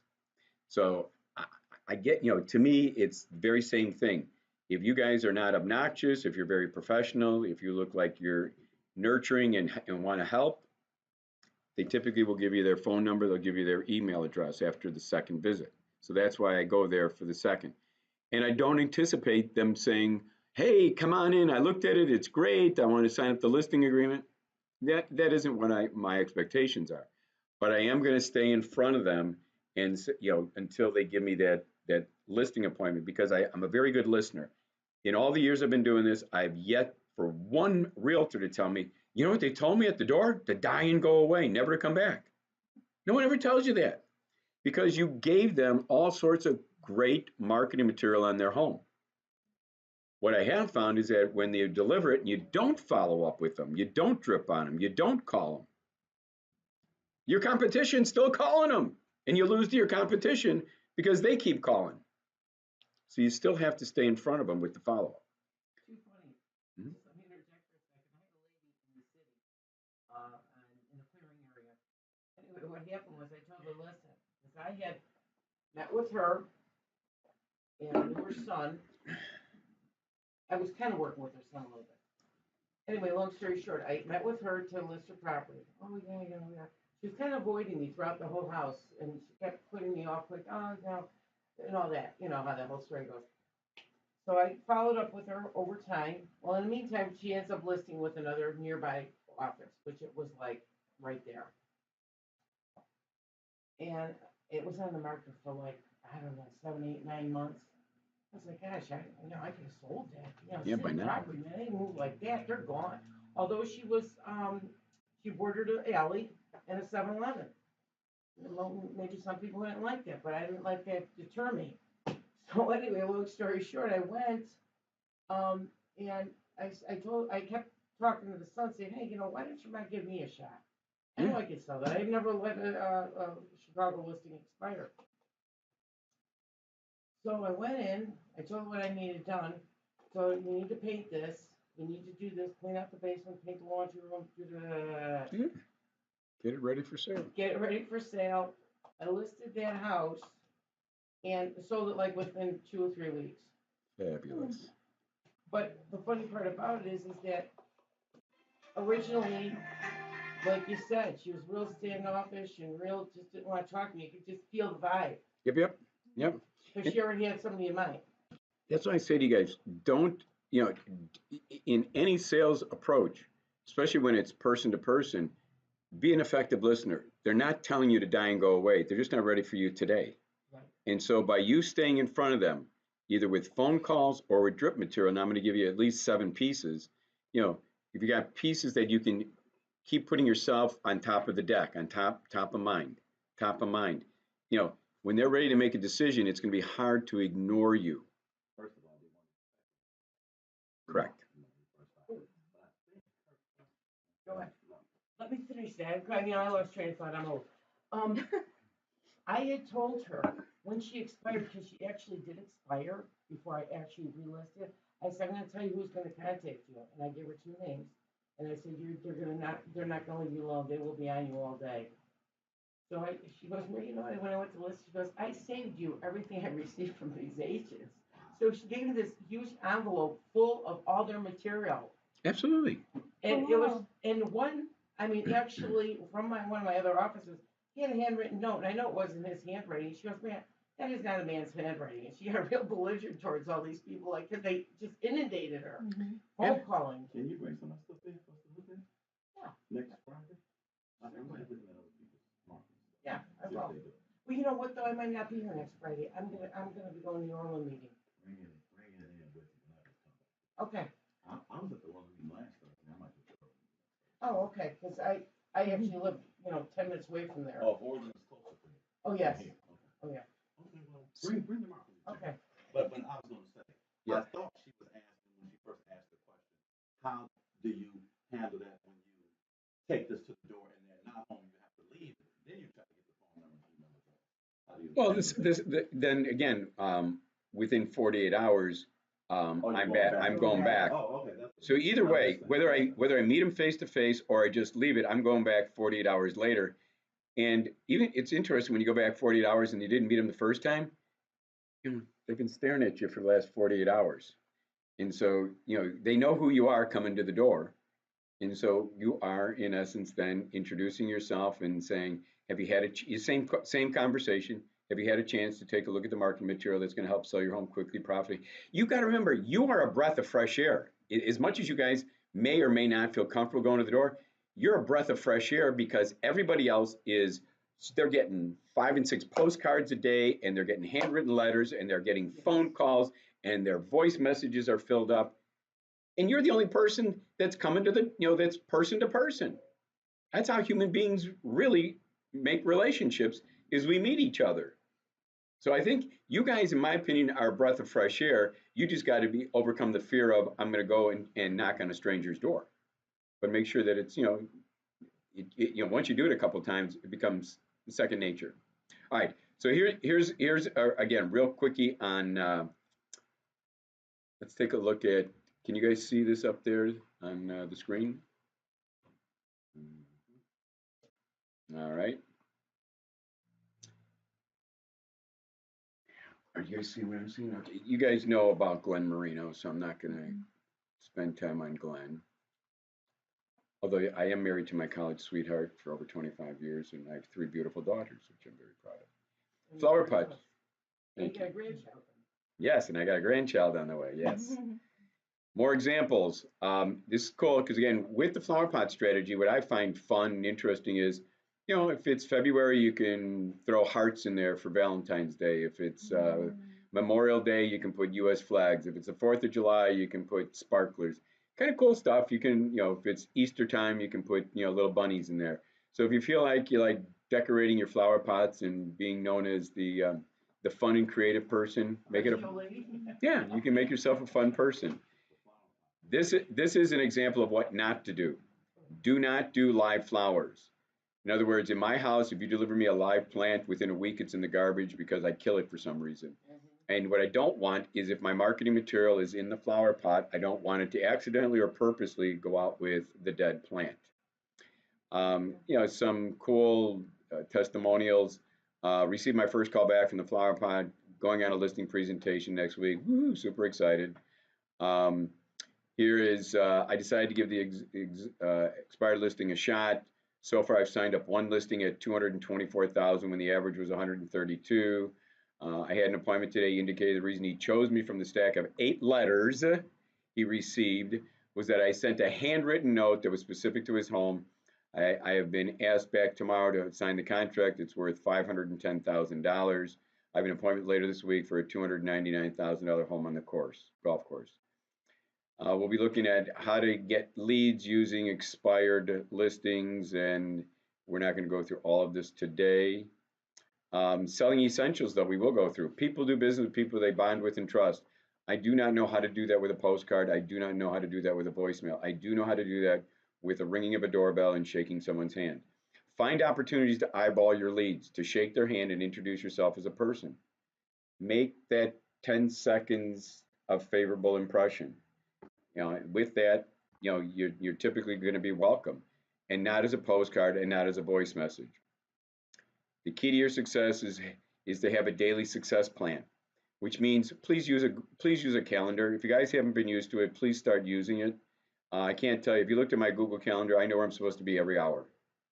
It's kind of over the top, but it's kind of crazy. I know where I'm supposed to be and what I'm supposed to do. Sometimes I get behind in my hours, but I know what I'm supposed to do. This says do 3 in-person visits per day. I will be happy if you guys will start with 1 in-person visit per day. You know what this 3E means? Do 3 expireds. This means 2 expireds and 1 FSBO after the FSBO class. This means 1 expired and 2 past clients. I don't care who you talk to, just talk to 3 people in person each day. Now, having said that, that's the advanced version. I will be happy if you guys would do 1 person a day. Make an expired flower pot, deliver it, do an in-person visit, do an in-person visit, do an in-person. You will find your business will be radically different if you start making in-person visits with marketing material that you've already created for them. You'll then be doing 12 to 18 success calls per day. What I mean by that is, again, you're going back 48 hours later, you're getting emails, you're getting phone numbers. Remember I told you you're going to have this big master lead sheet? You're going to be putting into that master lead sheet, well, if I've got 20, 40, 60, I need to be calling some of these people on a daily basis to do a checkup with them. Hey, checking up with you, Danny. Last we talked, you were going to be listing in March, and the master lead sheet has comments to the side that says, the anticipated date of listing is in March. Hey, is it still, hey, it's February, it's starting to get warmer weather, is your family plan, your game plan to be listing in March. So again, you're having success calls with them. It's known as money-making activity. Do this and watch your business grow. Your loan officer can be an accountability coach, and today's strategy will give you both. So again, it says 3, and again, I will send you out the PowerPoint that we're looking at, and I'm only going to look at like 20 slides here. I'm not going to look at the whole thing, but I just want you guys to realize if you guys do 1, I think you guys will be surprised how your business will change. Ask yourself, what is your competition doing with expireds? You guys answered it already for me. You guys said postcards and letters, calling and leaving a voice message. So you have to ask yourself, do I want to be a goldfish and just be another postcard? That's how I used to do the mortgage business. I used to walk around with a rate sheet. And I used to sit down with you guys with coffee. And then when I saw where you put my rate sheet, you put it in a stack with 25 other rate sheets. And I go, wow, You're absolutely right. I don't sing well and I don't dance well. And I go, wow, this is a personality contest. And so I said, you know what I'm gonna do? I'm gonna try and make you guys money, because if I make you guys money, then you'll make me money. So do you guys want to be another postcard, or you want to be another voice message, or do you want to be a green fish? So have you ever wondered how to be a green fish in a goldfish bowl with all the other realtors? Give yourself a unique selling proposition. Create marketing material in advance. You're no longer going to say, remember the realtor on Wednesday, you were Thursday, and another realtor on Friday? Guarantee you the other two realtors said that, our company sells real estate in your neighborhood, and we've sold so many homes. And if you should list with us, this is what we're going to do.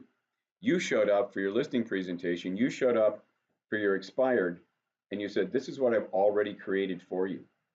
They can see, feel, and touch. Results in advance is your green fish approach. So let's be different. Let's do flower pots. Let's do coffee mugs. Let's do gift baskets. With a personal visit, you'll use results in advance marketing, creating all the material in advance using a property website. You'll prepare your marketing pieces the day before your visit. You'll ring the doorbell with a 50-50 chance that they're home. The reason I say 50-50 because that's what I've gotten feedback from other realtors, but they've also said they haven't gone out until 3:30 in the afternoon. If you go out, you will leave it if they're not home, if they don't come to the door. You will not take it back. We talked about the sticker, we talked about the wine bag.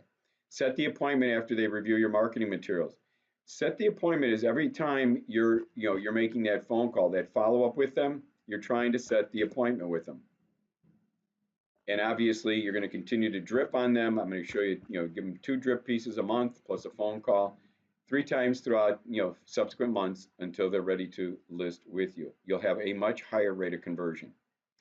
This is the law of reciprocity. In social psychology, it refers to responding to a positive action of creating marketing material in advance with another positive action rewarding kind-like actions. Which means that if you do something nice for them, possibly they're going to do something nice for you and give you a time for a listing presentation. If you provide marketing materials in advance of your meetings with sellers, you begin to build trust and bond with the seller. You may receive a positive action back called a listing presentation from the seller. You can do the law of reciprocity with new listing appointments, expireds, and FSBOs. So first, ask yourself, why did the expired's home not sell, and why did they not renew their listing agreement? Most people realtors might say it's because of price. Right, I agree. And yet, if you were asked the expired, it's because that darn realtor didn't do enough marketing for my home. It's always your fault. But again, in their eyes, it is because, in the next paragraph, next bullet point, in the eyes of the seller, it was not enough marketing of their home to bring a suitable buyer to purchase their home. Your focus is on marketing and marketing and marketing their home. You will not put into any of the property websites a price. You're delivering this in advance. You have not had a sit down with the CMA with them. So everything in your marketing material will say call for price, call for price. All your brochures, call for price. It's all about marketing. It's nothing about price. In fact, any flyer, brochure, or website should mention no price at all. Focus on the marketing. And what if you prepared the following in advance? A property website, a 17-page flip book, created 30 property business cards, created 9 brochures, created a text message number that said 5912 Racine, created an e-postcard that the seller can share with family, friends, and business associates, created a hits report, a Facebook listing page, and what if all this took you 20 minutes to prepare? First time through, it'll take you an hour. The system, once you create the property website, you'll be good. And what if it looked like this? So with this, let's go on to our next topic on the agenda. Any questions on that so far? Everybody getting the idea? You're going to do results in advance? Cool. So then what we're going to do is, going back to our agenda, is let's log into the MLS and let's create an expired property website. Okay, so the first thing I gotta do is log into the MLS. And I may have been logged out because of the time that I've been sitting here.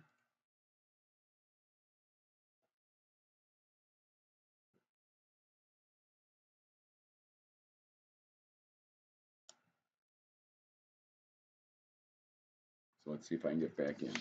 If not, one of you is going to log me in.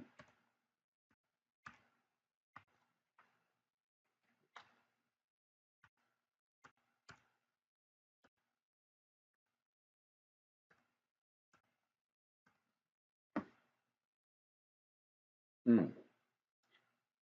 Okay, Danny, you're about to, I'll try one more time, otherwise you're gonna log me in. Remember your password? Yeah, I know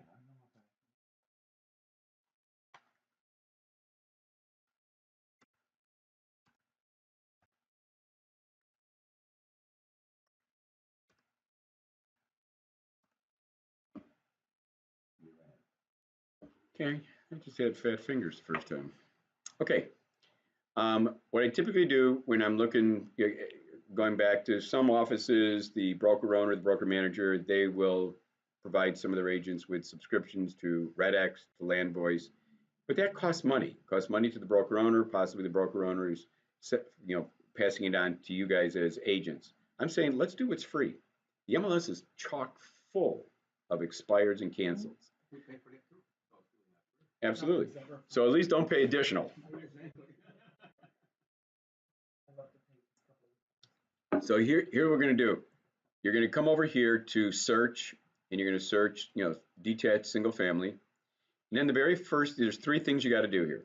We got to just get rid of the active. So we're going to click out of all the active, and you're going to come down here, and let's click on the canceled, and we're going to click on expired. Okay? And with that, say okay. So now up here, we're telling the computer just cancel and expired. Area. Let's go with, Danny, I'll bring you up today. What areas do you want to look in? I want about 2 or 3 areas. Do 473, 430. Do I have to put a comma? Yeah, comma. 430 Yeah. and 477. okay. What are those areas by That's South Holland, okay, thank you. And then the only other third thing you got to do is then you just got to come down here where it says the number of months back, and I'm going to give you 2 strategies here. One is I usually just go back 2 months, the last 2 months worth. But if you guys want to do something really cool, go back to 6, 7, 8, and 9 months. The competition is way less. Everybody is pounding away at those first 2 months. Phone calls, letters, postcards, bang, bang, bang. Everybody forgot about the 6, 7. Absolutely. Competition's far fewer down there at that 6, 7, and 8, and 9 month marker. So feel free to go down there and see what your pool is and start introducing yourself to those people. So let's do the 2-monther for today, but I just want to let you know you got another strategy there. And with that, just say view the results. Wow, 118 opportunities. It's 8 o'clock in the morning, Franny. How many do we want to get today by 9 a.m.? 1. I think I can do it out of 118. I think I can get 1. Okay, 2 filters we got to go through. One, is it still expired or did it get relisted with a new MLS number? And 2, does it have furniture in it that it's not an REO, that when we ring a doorbell, someone's home? Because if it's REO, we can ring all day long, we can leave flower pots at the door, and that flower pot will still be there in a week or 2 because no one's home. So, and again, this comes in ascending order. My feeling is this: it takes as much work to do a $100,000 home as it does a $300,000 home. So I want to make money for you. Can I tell you what my filters are when I do that? Yeah. Not price too low, not a short sale, not a foreclosure, not agent owned. Okay. Again, so you're getting even better at it. You're even filtering it even more so, which is good. And I'm going to do this though. I'm just going to go and move it over to the price. I want to just see where we are here. Do you mind if we do something in the $300,000 range? And again, canceled or expired. So again, let's just start with this one up here. This is an expired 319.9, and I'm going to click on the MLS number. Remember, 2 things we want to do is we want to see, get this out of my way. Well, let's do pictures first. Let's see if there's any furniture. So click on the pictures, and then as you go through it, and you can kind of tell if something's been staged, and I don't think this is staged. I think this is the way people. Yep. My house. Yeah.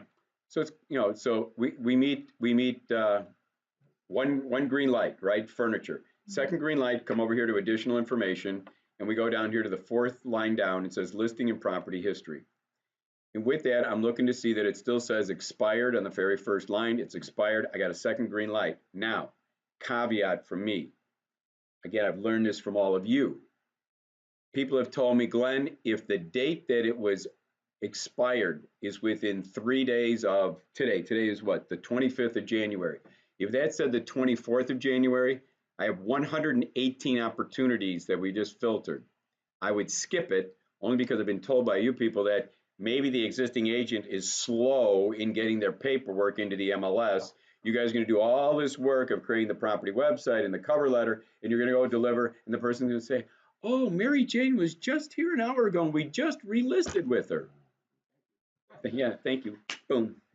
So what I want is at least something that has 3 days, and obviously December the 7th is more than 3 days. So green light, and this would be my very first one. It's 8 o'clock in the morning.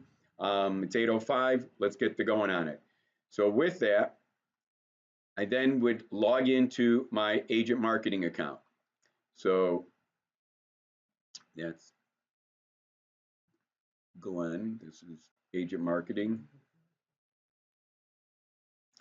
So both Franny and Maria, I need you guys to open up your account. Oh, I showed you guys how to open it up or where to go by going to Glenn's site. And again, it's that very first line on the agenda where you'll go to open it up. So let's go over here to agents. Let's go over here to a guy named Danny. Let's go over here, log into Danny Ross. Okay, so now what I want to do is hand you guys out some instructions. If you would take one of these and pass them around.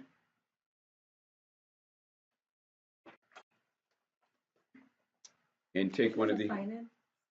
Oh, I do.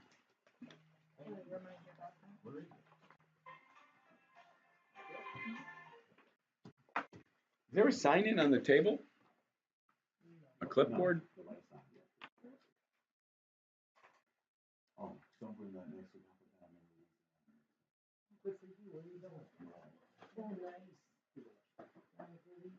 Lola, huh? Yeah, me and my wife just. Would you mind? You can take one of your pieces of paper and just start signing in with name, phone number, and email. Okay.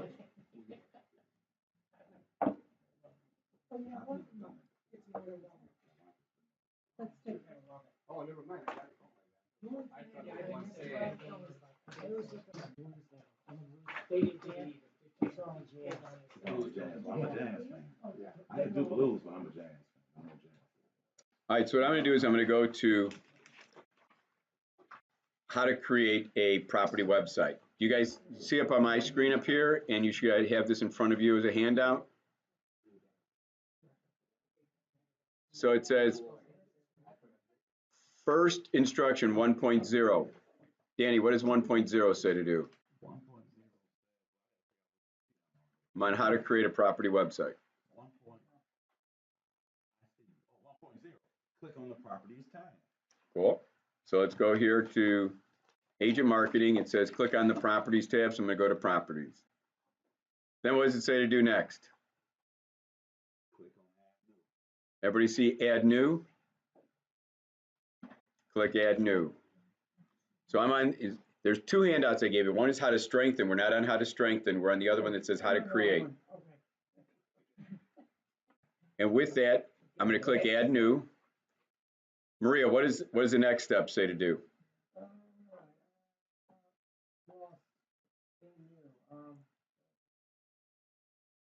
Should say something to the effect that we're now going to be doing. Right. We're going to go to the address screen, but here's the summary. What we're trying to do on each time we do a property website, we're going to fill in 3 input screens. We're going to upload pictures from the MLS, and we're going to strengthen the website. Now, uploading pictures. Let's get that out of the way first, because many realtors says, how can you do that? You're taking pictures from the previous agent's pictures. How can we use those? This is a private website, private link. It is not out there. Nobody can find it in Google. You're not advertising it. You will be deleting these pictures once you win the listing presentation. What you're doing is the expired is you. These are the pictures the expired saw for the last 6 months. It is their pictures that they've agreed upon with the previous realtor. So when you create this property website, the website name can only be seen by you because it's in your agent marketing account, and anybody you give it to, like the seller. So only you and the seller can see it. You're not going to be putting it out there into Google. You're not going to be putting it out there into Realtor.com. You're not going to be putting it out there into Zillow. You're not going to be putting it out there in Facebook. It's going nowhere. That's advertising. When you do that, there'll be your pictures in there. In fact, a lot of times when I see a lot of these expireds, I know why it didn't sell on the internet. The pictures are horrible, terrible. There's still mustard and ketchup bottles on the kitchen countertop, and they didn't clean up the closet, and they're just all sorts. You guys have seen it all too. So anyway, you're going to upload pictures, and then you're going to strengthen it. So in the address section, which is one of the first screens, we're going to let's go to the address section and show what we're going to do here. So let's go back over here to agent marketing. Here's your first of 3 screens. Here's step 1, screen 2, screen 3. And screen 1, it first starts out, would you like to add a new property? And you say, whoa, auto pull it from the MLS, let's go for it. Except you can't do that with expireds. They have to be active listings for it to pull out of the MLS. So we're not going to pull, so we have to click add my own listing. With that comes up the address that we're looking for, or the address we have to fill in. It is residential. The property type, well, it's single family today, but just so you guys see what agent marketing can do, it could be multifamily, 2, 3, or 4, condos, townhouses.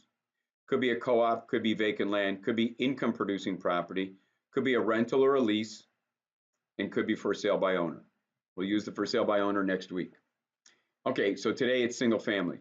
The price, would someone read to me, Maria, what does it say in red about 2/3 of the way down on the right-hand side? What does it say about price? You're not putting price in the price box. And no, what does it say to put in the price box? Type the number 1. Type the number 1. The number 1 represents, say, call for price. Perfect. Now, sounds great. In the address section. In the address section, what we're going to do here is we're going to go back into the MLS.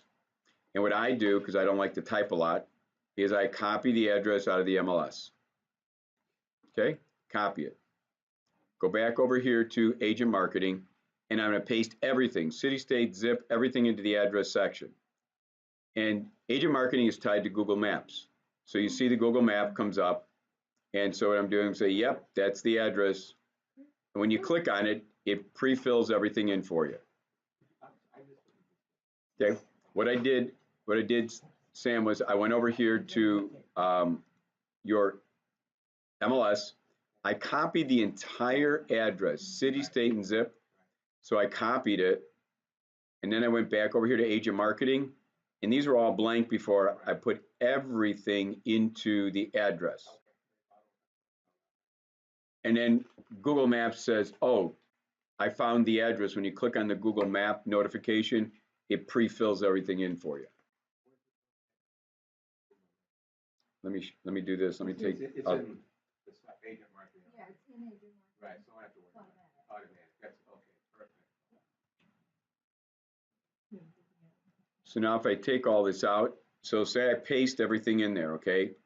City, state, zip, and everything, it pops up right on your screen. So it says, okay, that's Google Maps. Yep, that's it. And when I click on Google Maps, it pre-fills it. So now the only thing left on this screen is just your MLS number. And obviously, when you guys get the listing agreement, right now it's just an expired, you're going to leave that blank until you guys win the listing agreement. With that, you got 3 screens to fill in. 1 is done. Click proceed. Screen number 2. It wants bedrooms and bathrooms, square footage, garages, etc. So you guys have to help me so that we can go back and forth and remember. So again, if we come back over here, we know that, let me close this out. We know that it is a 2-car garage. We know that it's 2.5 baths. We know that it is 4 bedroom, right? So 4, 2.5, and 2. So let's go back over here and we'll say it's 4 bedroom. We're going to say that it's, how do you guys do it? 2.5, 2.1? You have to round up. Put 1. If it takes it. it takes 2.5 in here, so I mean I can do 2.1 too, whichever you guys like. I'll leave it at 2.5. And then as far as garages, it's 2. Then year built and square footage, again, let's go back. Year built was 1988, and as far as the square footage, it was 2406.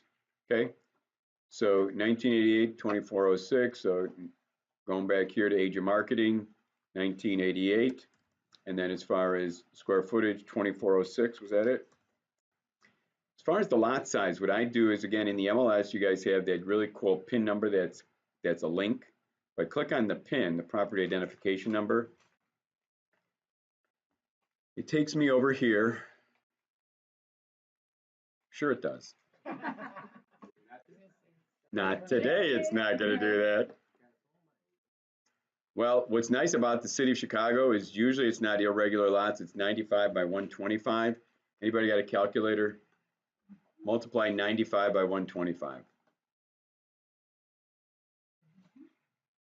That sneaky devil didn't want to go. 11,875. Oh, here's what it finally went. But again, you hang in there. What'd you say it was? 11,000? 875. And then per the county record, it's actually 11,739. So if you just have 2 digits in the MLS, you can multiply them out. But if you have your regular pie shape and you got 6 numbers, I don't know how to multiply all this out. Yeah, it's very advanced math. So I'm using 11,739, and I'll go back to age of marketing. And so for lot size, it's 11,739. Cool. Now, title. Go in your instructions to the title, and if somebody would give me one of the, oh, there they are here.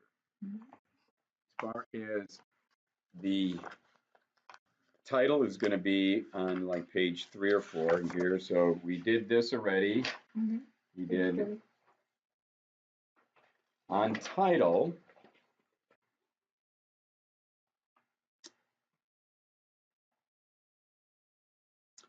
And we did the address. You don't need page 2. On page 3, we're filling in the details of this screen. But you notice title, it says, why don't you make a sandwich out of it, putting in first the number of bedrooms, then we're going to put in 3 words from the remarks that's remarkable about this property, and then we're going to put the city and the state. The reason I want to put bedrooms and city and state is because those are very searchable terms by Google. This is a website. We want this website to come up in searches. If I'm looking for a home in Chicago, Naperville, wherever, and again, where's this house that we're working on? Let's take a peek. This house is in Tinley Park. Okay, so in Tinley Park, I might be looking for a 4-bedroom home for sale in Tinley Park. That's how I would, if I was searching the internet, my wife and I would go to Google, and we might go or to Realtor.com or wherever, and we go 4-bedroom home for sale in Tinley Park. So you want your title of your property website to be 4-bedroom, and then I'm going to go Tinley Park, Illinois, and it's not infinite. There is finite number of characters. So in between, now I'm going to go to the remarks, and wow, this is very interesting. How do you like this? No remarks. Isn't that interesting? Quality agent. One of mine's expired. I'm sorry. So you're taking the description from the person who had it before and using it? Yep, because this is what they're used to. In other words, Franny, what I don't want to do is spend a whole, you'll change it. I guarantee you get the listing agreement. Once you walk the land and you walk the property, you walk the house, you're going to say, oh, this is charming, this is good, this is, these are the benefits and beauty and feature of the home. But I mean, since they're used to seeing their remarks, and this is like the first time in maybe 7 years that I've ever seen no remarks that a realtor would put in. It's another reason maybe why it didn't sell. But no, there's no remarks in here. Yeah, yeah. Leah Capsimilis.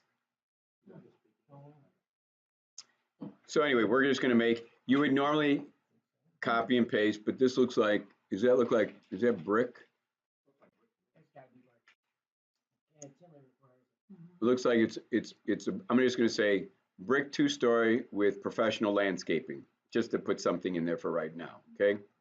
So with that, I'm going to come back over here. Copy and paste would be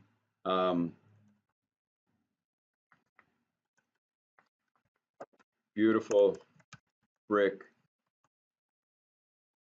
2-story home with professional landscaping. Obviously, you'll come up with something different or greater, or copy and paste what's already out there. With that, you really have finished the second of the 3 screens. You're going to hit proceed. In the third screen, if you go back to your instructions are going to say, okay, now we're going to name the website. The website, the system pre-names it the address of the property, which is kind of good, 123 Main Street or whatever it is. And then there's a dot, like right here, there's a dot between Main Street, there's a dot, and then you get to pick what's called the subdomain. And there's 25 of them. It's going to be just a feeling of what does the house speak to you? Is it a great house? Is it a nice family home? Is it the best home around? This can be yours. All sorts of them that you're going to get as an option. So let's go back here. And then in addition, let's take a look. And then after we put in the subdomain, we're going to pick a layout. If you guys don't, I don't know what your instructions say. If it doesn't say it in red, I recommend layout 17.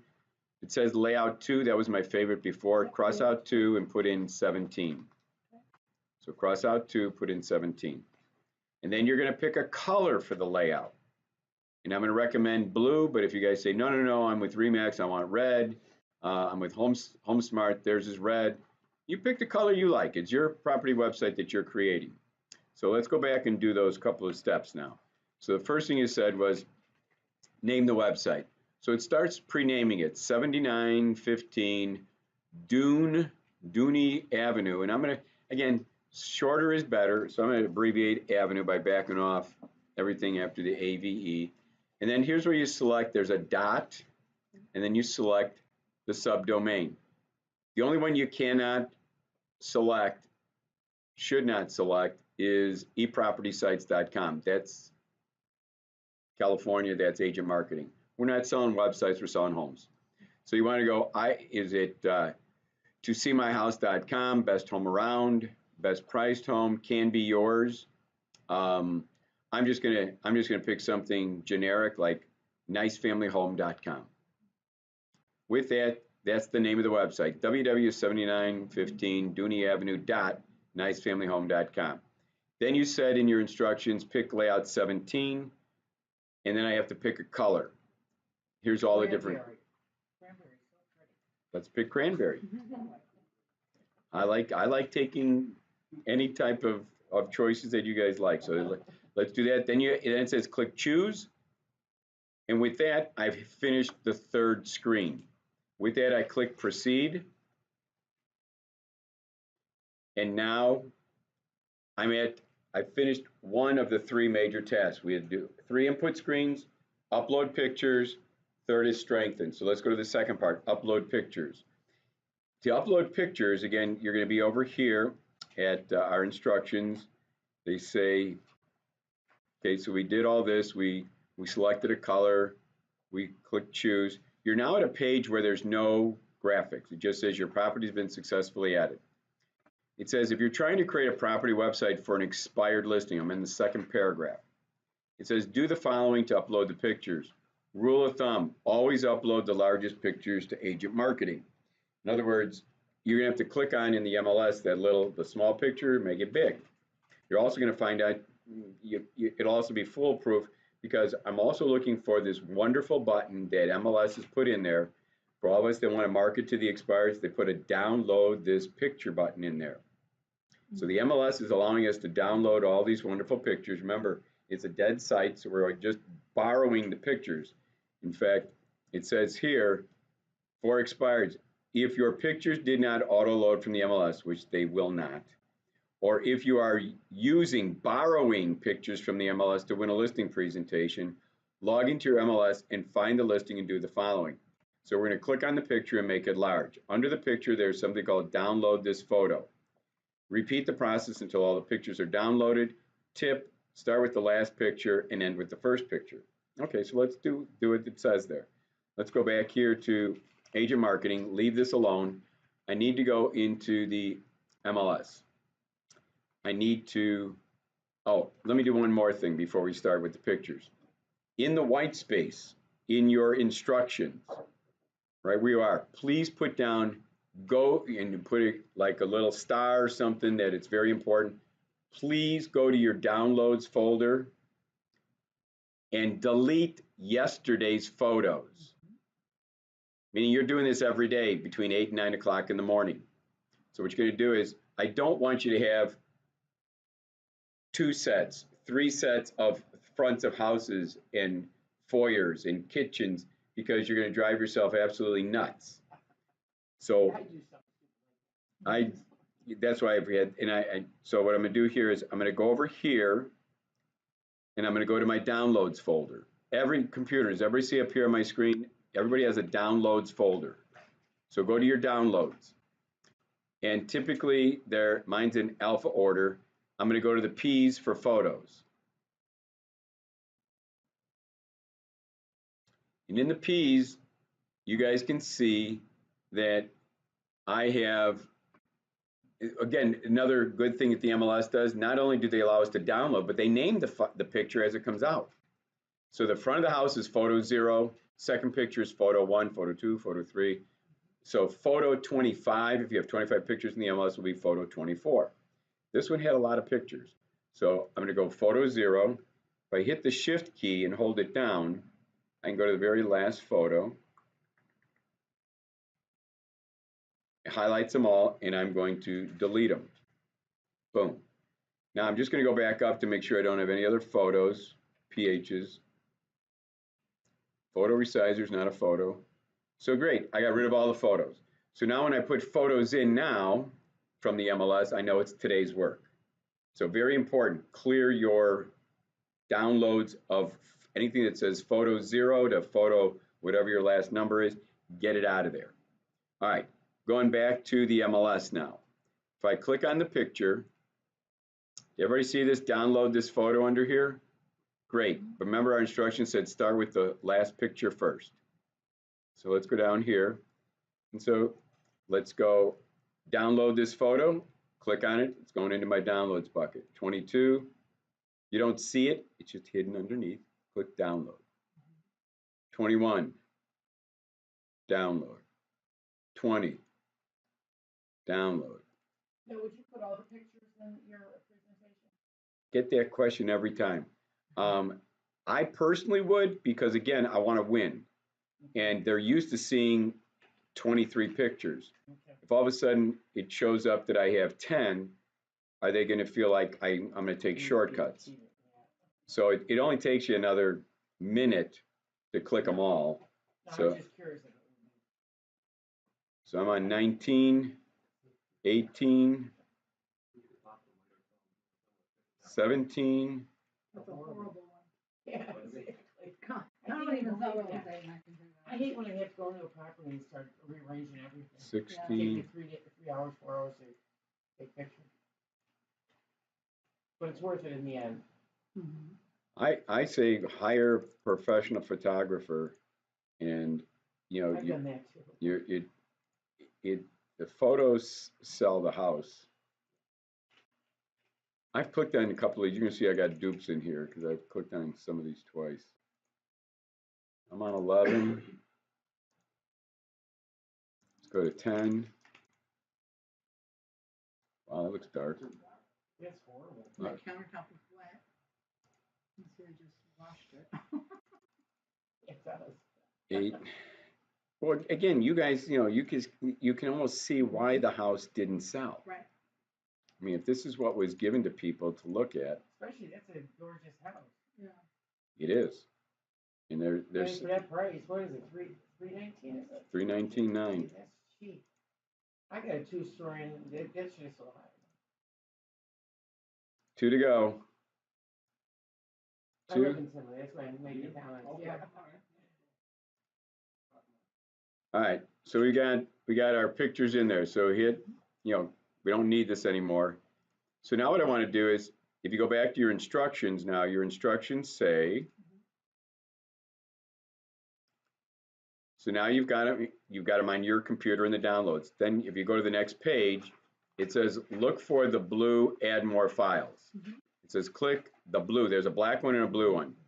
Click add more files. It's going to open up your computer, and once the pictures upload into this upload bucket, you're going to click in the lower right corner the button called upload. So what I'm going to do is I'm going to come back over here. I'm going to go to agent marketing. I'm going to go to the blue add more files, and it's going to open up my computer. Where are they? They're not on my desktop. They're in downloads. So go to downloads. Okay. And with downloads, I want to go to the P's, and I've got pictures, and I've duplicated them. I'll delete the dupes. I'm going to start up here.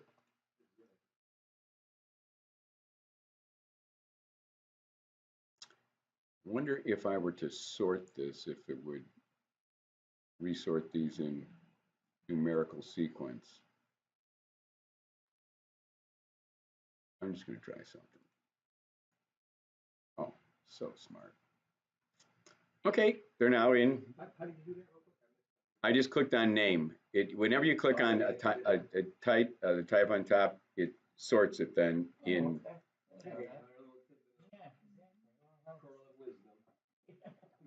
Yeah, that's what I was talking to myself. Oh, so smart. I just, I'm giving myself a pat on the back. You're rubbing off on us all. So with this, I'm going to highlight photo 0, which is the front of the house, the very first one. And then I'm going to hit shift, and I'm going to go down here to 22, which is the 23rd picture. They had 23 pictures, so there's the 23rd. And you can see I got some dupes in here. I'll take care of getting the dupes out of there in a second. So hit open, and so it drops them all in. Starting with photo 0, photo 1, 2, 3, kind of cool, right? With that, it said in our instructions, then click upload. Boom, boom, boom, boom. And then it's going to create what they call little thumbnails. Thank you, Agent Marketing. And so now all the pictures, come into view. They're saved. Let's go through and let's delete the dupes that I've got in here, because so here's 2 of them here. There's a little, every box, every picture has a delete button. So delete this one. It's a dupe. Horrible pictures. I can't agree with you more. These 2 are dupes, so let's get rid of one of those.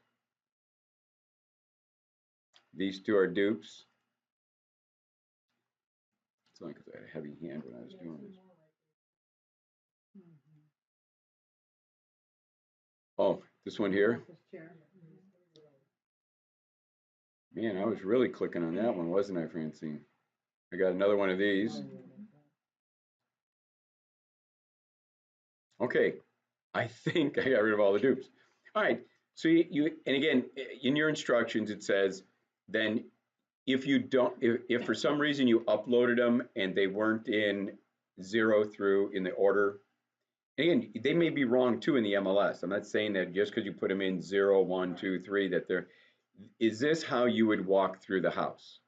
I mean, I've had some people where the kitchen was like the 20th picture. I'm going, no, got to get them to the kitchen faster. So it looks like, you walk in, they got the front entrance foyer, they got the family room, they got the dining room, another picture of the dining room, and then, you finally get into the kitchen. Very dark, very poor, these are poor pictures, but it's what the seller's used to. And again, it'd be another reason once you get to talking with the seller that you could do a much better job with a professional photographer to help sell at this price point. This price point deserves a professional photographer. Again, I have no idea. This picture here, isn't it? I mean, what?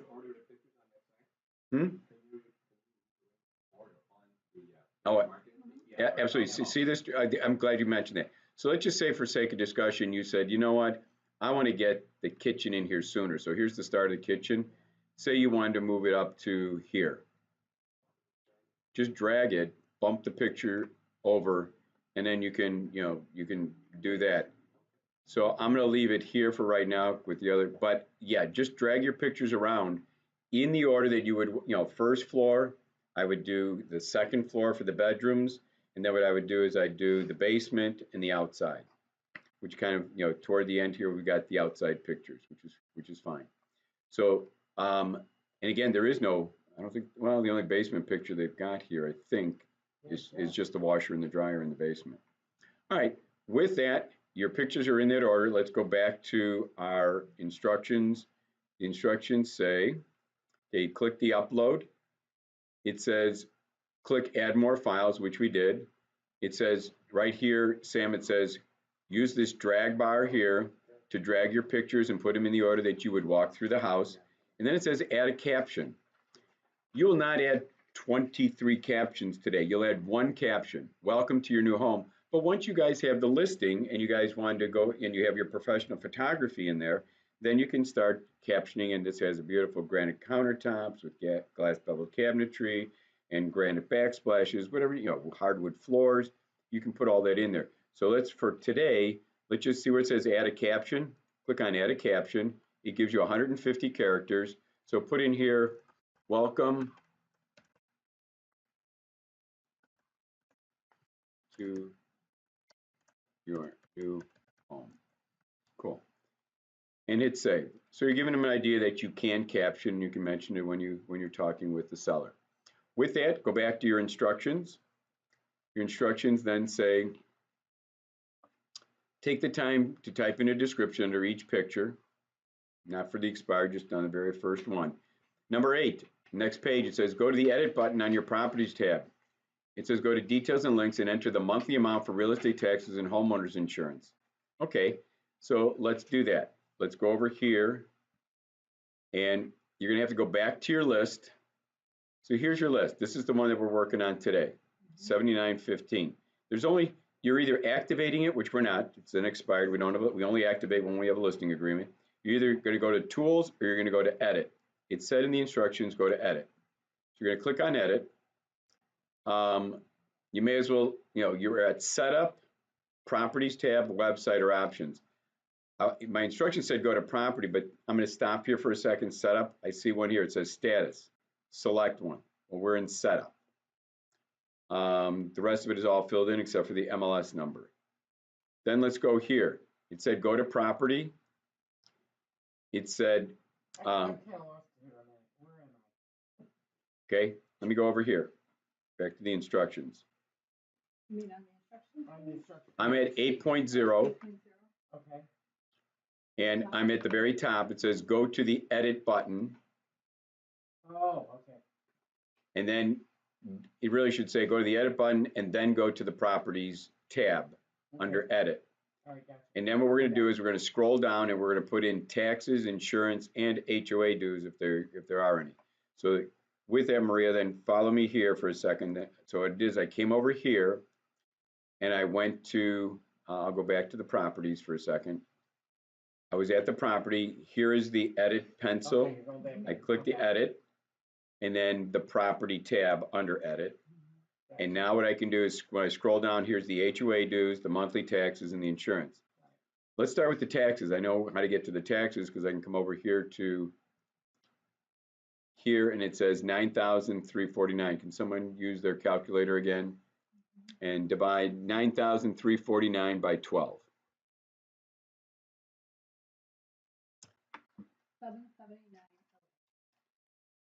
779.08.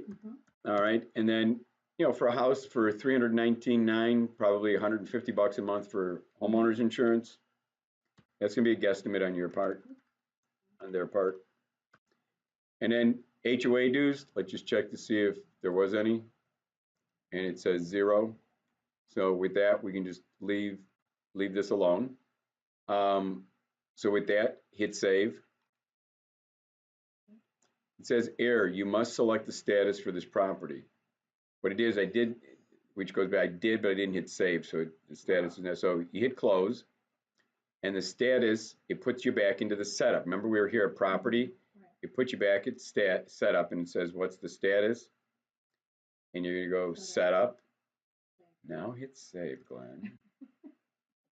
Now, however, I do want to check, I want to go back to see if it saved my taxes and insurance.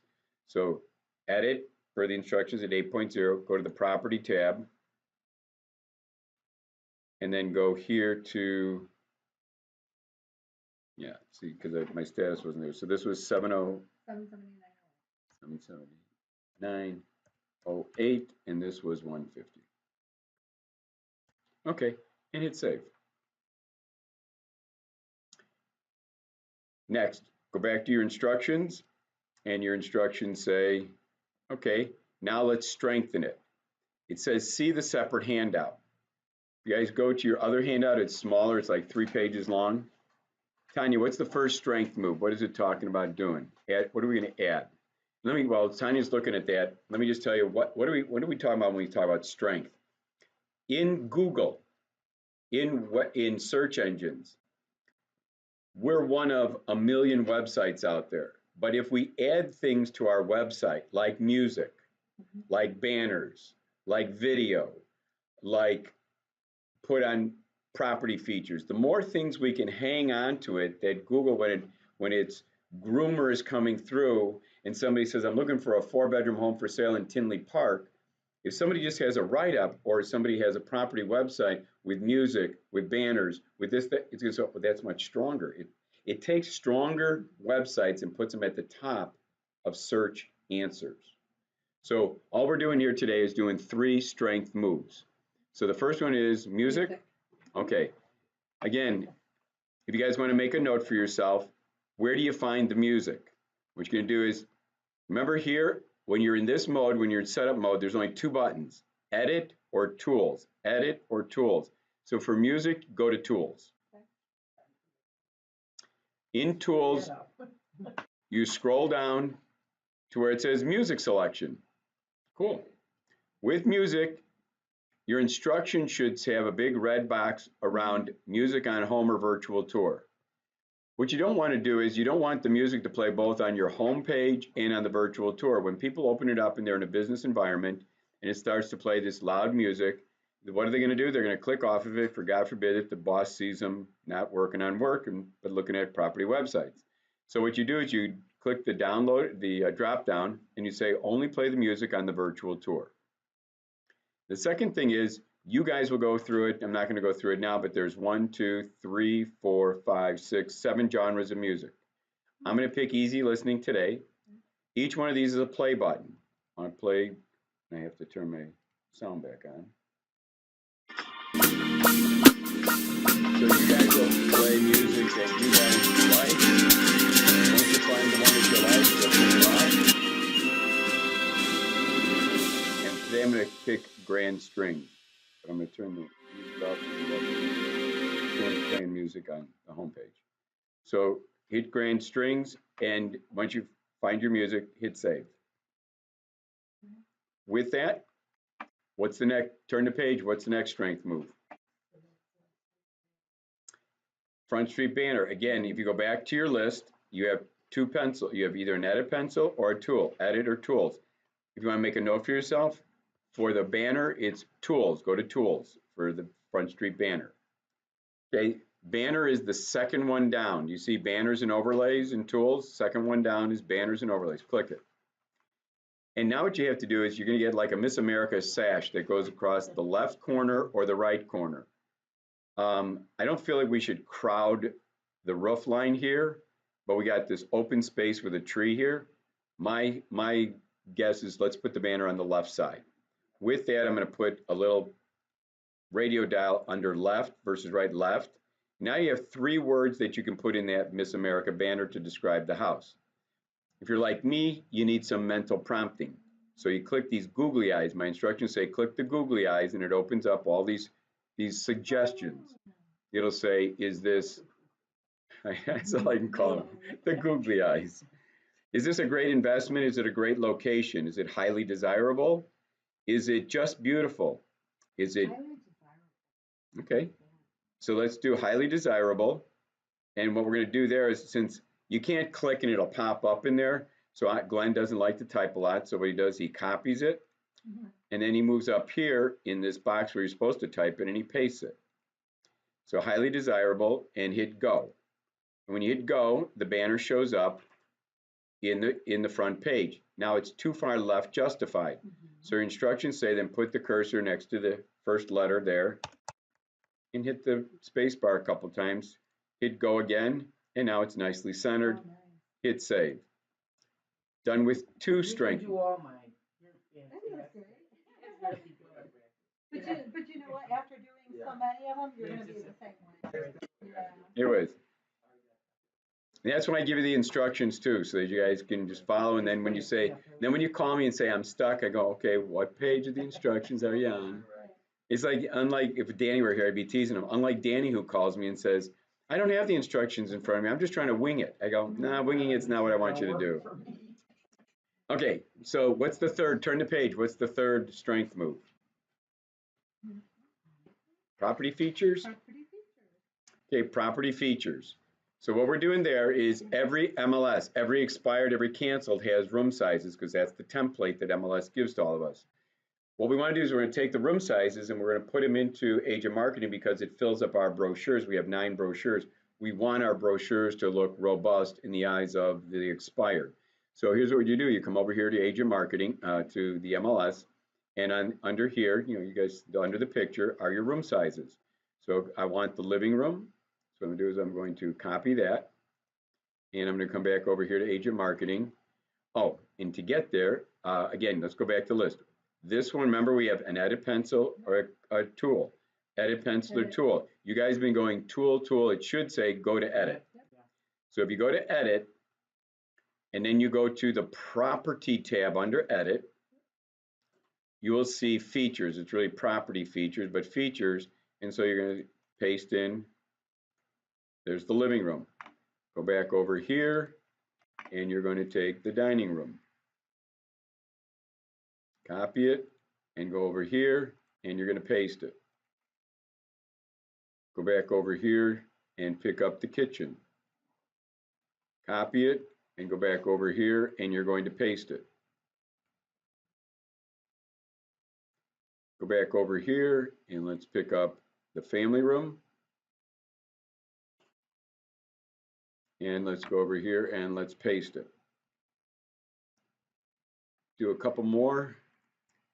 We've got a breakfast room, and then we'll go to the bedrooms. Copy. Go ahead. I got a quick question. With regards to this, basically you're trying to do everything pretty accurately. So when you do, if you go ahead and list it, then you just go back in there and make the slight changes you have to. Yeah, exactly. Delete. There's one button that deletes all the pictures. So Okay. you go delete all pictures once you have your listing agreement. You send out your photographer. They come back. You've got now they'll send you a link for the photographs. Download them on your computer. Highlight all the pictures. Upload the pictures in. You got those. Put in your MLS. Hit the edit pencil. Put in your MLS number that you assigned to it. Yeah, exactly. That's it. So you're kind of like you're preloading for the For listing. your future listing. Absolutely.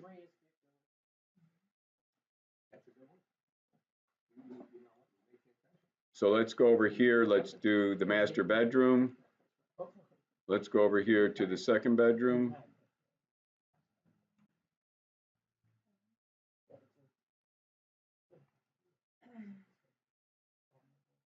Let's do the last 2 bedrooms and we're done. Do the third bedroom.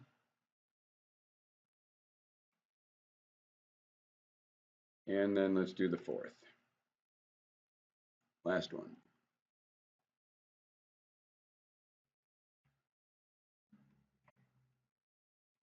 Go back to your regular, to the first set of instructions I gave you. What does it say to do next? So I'm gonna hit save, just so you guys know, I'm hitting save. Gotta hit save. Oh, the first one. The first set of instructions, if you go over there, you guys did all the strength moves now. It should be number 10.0. It's only one little paragraph on the last page. What does it say? Absolutely. Remember what was on either side of the tool button and then the edit? There was a call to activate the listing. Do not activate it. Although it's not the world's worst thing. If you guys were to do that, you call me. I'll show you how to deactivate it. Because once it's activated, it's going to push it out there into realty sites. It's going to push it out there into social media sites. And you don't have an agreement yet to advertise this listing. Sure. 3.0 activate That's an old copy. Cross it out. The spokesperson was taken off.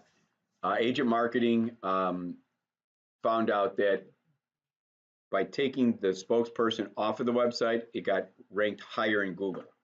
And so they said, we're taking it off because we want these property websites to receive high search results when somebody searches in Google. So with that, you guys have finished the property website. And I need you guys for about another 15 minutes. So let's take a look at what you created today. So I'm back at the list. This is what you guys created. So let's take a look at what it looks like up on the screen. It's kind of cool. So you gotta remember, this is that expired that we said looked like a dog with the pictures, but now you're presenting them with this. It says call for price, so they can't be biased, whether it's $319.9 or some other number. And so what you're doing is you're going to give this to them. There's a photo gallery.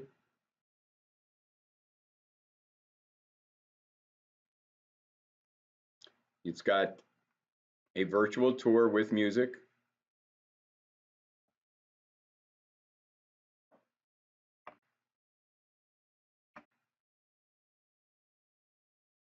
So I'll make sure this is the one I want to turn off. Okay, now I can turn it back on. There is music playing.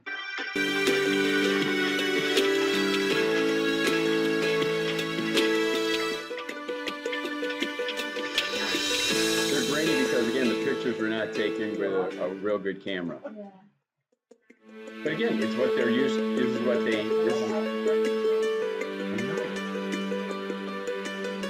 So you got a virtual tour that you know can label each of the pictures. It also comes with a property map, where again, this is where it's located virtually. If somebody wanted to text a map to themselves to find out directions, they would put in their phone number here, say send the map, and it would come with a map in MapQuest. You in turn, as an agent, would get an email and a text message that somebody just texted for information on one of your listings. It also comes with an aerial view. With an aerial view, this is the home, and what you're going to do is you can actually zoom in if you want even further. You can then fly the neighborhood and see, oh, it's kind of nice residential area. What's this over here, the green space?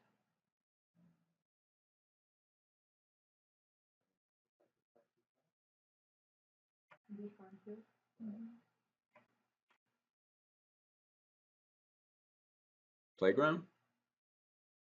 Anyway, it's nice green space that that's surrounding them. So so you get an idea of the neighborhood. In addition, it comes with what's called a street view.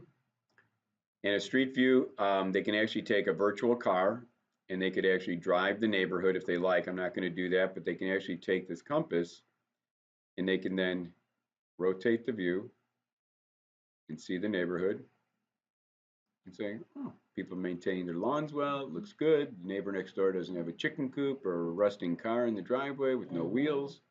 Hey, and they're even picking up the garbage today. What do you know? So again, kind of cool stuff for them. It comes with payment information, but remember, you only put the number one. You didn't put a price in there, so the payment information won't even exist. Find out more comes with, in which then your picture, your contact information, they can put in someone who's interested in when they find it either in the internet or if they see it off of your sign writer, they can text for information and they get the website. They can say, I'd like more information about this property. I'd like to request a showing, or I'd like more information about other properties with so many bedrooms, so many bathrooms within this price range. More information, it comes with area schools. Area schools, my computer always protects me, gives me a pop-up block, I'll say I'll permit it. So with the area schools, it takes the home and it puts a radius around it. It's going to rank the schools A, B, C, D, and F. I don't think any parent wants their kids to go to D and F schools. So what they do then is they start to rank them underneath here. These are the pre-kindergarten through 5, first through 5, and then it'll build up to middle schools, then it'll build up to high schools. So it'll give you all the A schools first, so people can click on these. They're all linked to the website of the schools. They can find out their mission statement. They can find out when spring break is, when the holidays are, et cetera, et cetera. They can see total student enrollment, what percentage get free lunches, all sorts of cool statistics. Those are just arbitrary schools, though. They're not the ones pertaining to that particular property. They're the ones that are in the immediate area Okay, surrounding the that's way property. off. Those schools are way. Are they off? Either way north or way east of there. Uphill schools are not. So here's Tinley. schools. What about this one here? What's this one here, this green one? Berth Fulton School, pre-K to 5. Oh, I'm not that well-rounded, but that's There's a lot not of schools, familiar, so it's just yeah. a geographic area. Yeah, they're just giving. Geographic area, probably just starting to get them used to what is in the area, and then obviously you as realtors. Related to Tilly Park, schools that are up there right now? See this circle up here? All these, this is a circle around. Oh, they're going to Homer Glen and all those. Okay, I see it. It's a big radius. I mean, it's a big radius. Because here's Tinley right here, but I mean, there's Yeah. like, you could probably stay So real this way tight. you have to look for the schools that pertain to that area. Absolutely. Okay. Unless you feel like busing your child or taking your child. Would you change the radius? Probably not. Oh, that's a good question. Well, the nice thing is that little itty bitty circle, if you make that circle smaller, that itty bitty circle around Tilly Park, there aren't any reds there until you get further east. Yeah. So there's no reds in that area, which is a good indication that schools Sure. are good schools. And again, it's good information to be, for people in the internet just to start to get familiar, and then they can start having question and conversation with you guys. That what do you recommend? What kind of schools are there for pre-kindergarten, for elementary, for middle school? All right. So having done that, it also comes with city demographics. City demographics, if I click on it, it's going to go to websites that's going to be the Census Bureau information. It's going to say what the average age is of people. If I'm an older person, maybe I want a quieter neighborhood, I'd like to see the average age be higher with less little red wagons. If I'm a younger person with a couple of young children, I'd like to see a younger age group in the Census Bureau information that I might be thinking about moving into. Brochures, it comes with 9 brochures. So with that, you have to pick one of the 9, but when you do your killer listing presentation, again, you're going to pick one of them. One of them is in here. But when you go to Agent Marketing's, the back door, you can see there's 8 other ones. You pick the one that you want. When they click on it in the property website, everybody will be looking at the one you've selected. When you do your listing presentation, and my recommendation is you print all 9 of them out and let your customer pick which one they like in their property website. Kind of cool. So again, you would download this flyer, and so now we're really into the delivery of the products. We need 3 things. We need a brochure. I roll it up. Typically, I put a nice ribbon on it or a colored rubber band, and I stick it in the flower pot. So what would you do here? And again, color, if you guys don't like a black background, every one of these comes, when you see the back door, it comes with change the color selection, change the color of the fonts. So you can make you like pink, make it pink. You like orange, make them orange. So whatever color you like.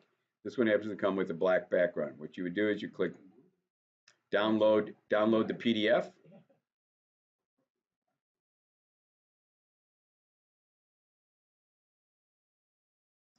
So now it downloaded, so you would then bring up the PDF, and you'd use your print button. You're attached to a color printer. You'd print this, roll it up, put it into the flower pot. Second thing that you want is you want a cover letter.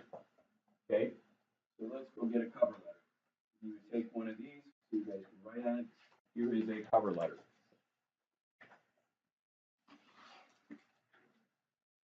Because your homework at the end of class today is going to be that you guys are going to come to next class with 5 expireds. One a day. One a day gets you into the habit. If you do something for 30 days, it becomes a new habit for you. Okay, so what I'm doing now is I'm going to This is what I just handed out to you. You should see this up on the screen. It says, this is what I've already done for you.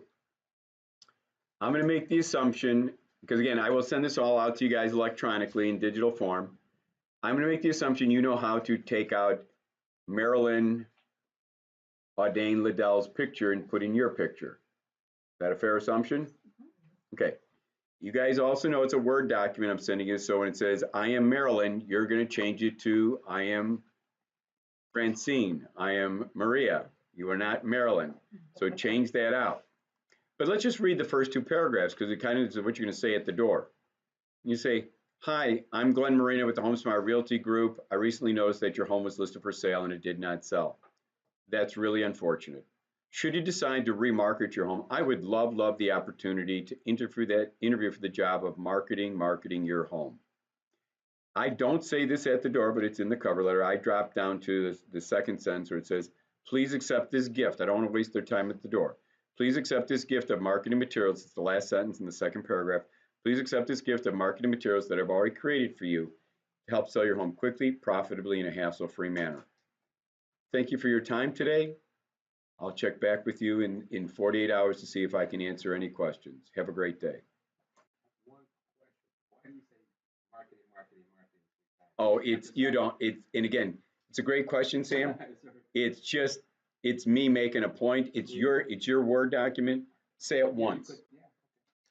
Say it once. And I get that question all the time in these classes. They say, why do you say it like 3 times? I'm just making a point. Depends on how you talk. Yeah. So if you want to say it once, say it twice, say it 3 times, you're focusing on the marketing of their home. So with that, again, you're going to trifold it. You see here where the picture shows when we get done finishing this cover letter, you're trifolding it so that your picture and this is what I've already done for you. That's all it shows. They're going to open it up and they're going to say, what have you already done for me? And then it's going to go on. I've already created for you, and let's go into paragraph 1. And again, let me give you the shorter version here. Do you see in number 1, number 2, and number 6? There's a blue, and a green. Does everybody see blue, blue, green? Okay. On a regular basis, after we read through this, you will not be spending 5 minutes reading it with me. How long will it, once you have your picture in there, and once you're no longer Marilyn and you are who you are, you're just going to be doing a blue, and a green every day. How long will it take you to copy paste a blue, copy paste another blue, copy paste in the text message number? It'll probably take you all of 2 minutes. So again, here's the vision I want for you guys. Yes, it'll take you an hour for your first property website, but you will get down to like it'll take you guys eventually. You guys are gonna say, Glenn, I've got it down to 20 minutes. Believe it or not, you'll have the MLS open here. You'll have agent marketing, and you guys will be taking the information out in 20 minutes. You'll have it done. The copy paste for by the way, how long would it take you to print one of the brochures? All right, seconds. Give yourself, let's be wild and crazy, 2 minutes. And so then how long will it take you to go in and do copy paste blue, copy paste blue, copy paste green? Let's be wild and crazy, 3 to 5 minutes. So what I'm saying to you is ultimately the expired will take you a half hour to finish one and keep staying on that pace. And when you get more comfortable, you allocated an hour in your morning money-making activity. For the second half hour, do a second expired or do a cancel. And so now every day you're creating opportunities for yourself to make listing presentations. Okay, so the thing is, once we make these, we don't deliver them that day, we deliver them like the next day. You could deliver it because you're not delivering until 3:30. I see, in the morning we're doing this. Yeah, so my suggestion is 8 o'clock to 9 o'clock, this is your money-making activity.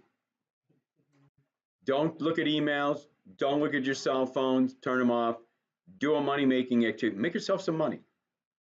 And then turn everything on, look at your emails, start finding out, call that rotten loan officer to see if they've got a clear to close yet for you on that file. Do all the things, turn on the utilities, go meet a client, that's, thinking about listing with you. Do all the things you need to do. Plus, you might even have 12 more, if you're into this master lead sheet, and you got 12 phone calls to make to people, you're doing your regular stuff. But give yourself the opportunity, and it's got to be in your calendar. I'm telling you, if you don't put it in there, something else will creep into your day. But if you say, nope, between 8 and 9, that's my time to make money, and go ahead and go into the MLS, what did we find? 118 of them today? I can do one out of 118 in my sleep. So you guys can easily find these. So Now, let's go in one here. Go ahead. question. Mhm. Okay, so you're leaving this at their door, so they can actually access the whole, everything that we've done from here. Absolutely. That's the whole Yeah, point. You're right. giving it to them. You're not spending any time. Oh, and I created this cool property website. Oh, and I created this cool mobile application for it. Check it out. The cover letter says all that. Yeah. Okay. What you're trying to do is not be salesy at the door. Right. You're trying to be, I created all this great marketing material. Please take it inside and Check it take a out. look and check it out. Yeah. You have a wonderful day, and thank you for your 10 seconds of your time. If they carry on a conversation with you, great. That's their option.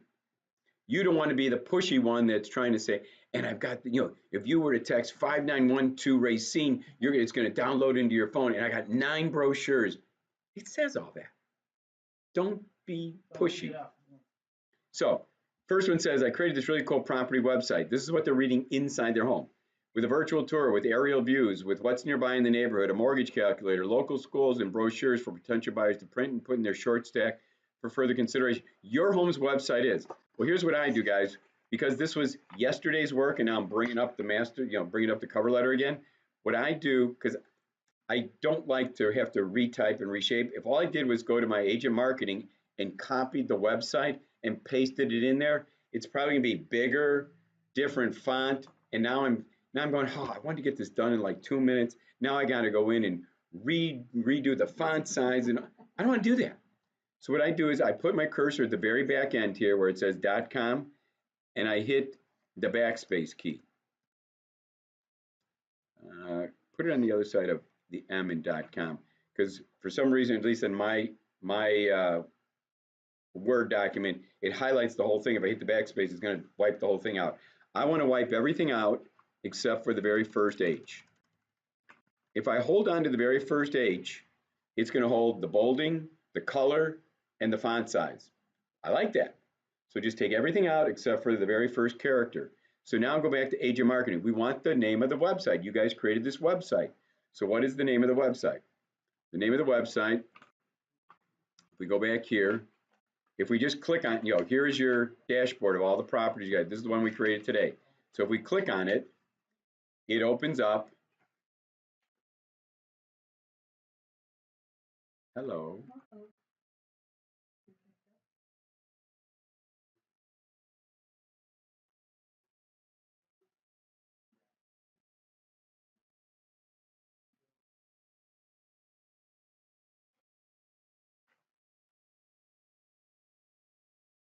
Let's try this.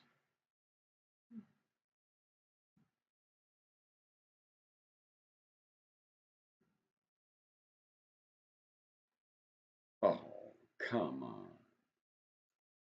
Oh, is it coming back up? Can you guys see it, or No. you guys can't see anything? Now it's there. It had a brain freeze because it's cold. Okay, so here you were looking for the name of the website. The name of the website that we named was 7915 dooneyab.nicefamilyhome.com. You would not be wrong if you again, for those that are, you don't have to be overly techie. You could take the whole thing, or I happen to know that if you just go to what you named it, nicefamilyhome.com, 7915 Dooney Avenue, if you copy that and you go back over here to your Word document, and if you were to put where this little H it's blinking at you, anchor your left click it there, right click it, and paste. So now what I have to do is I have to get rid of the extra H, right? Because that extra H was there just so that I would keep the same font size, the bolding. And so I'll get rid of the extra H. And then what I do is I come over here to the back side to .com. If your space bar once, it hyperlinks it again.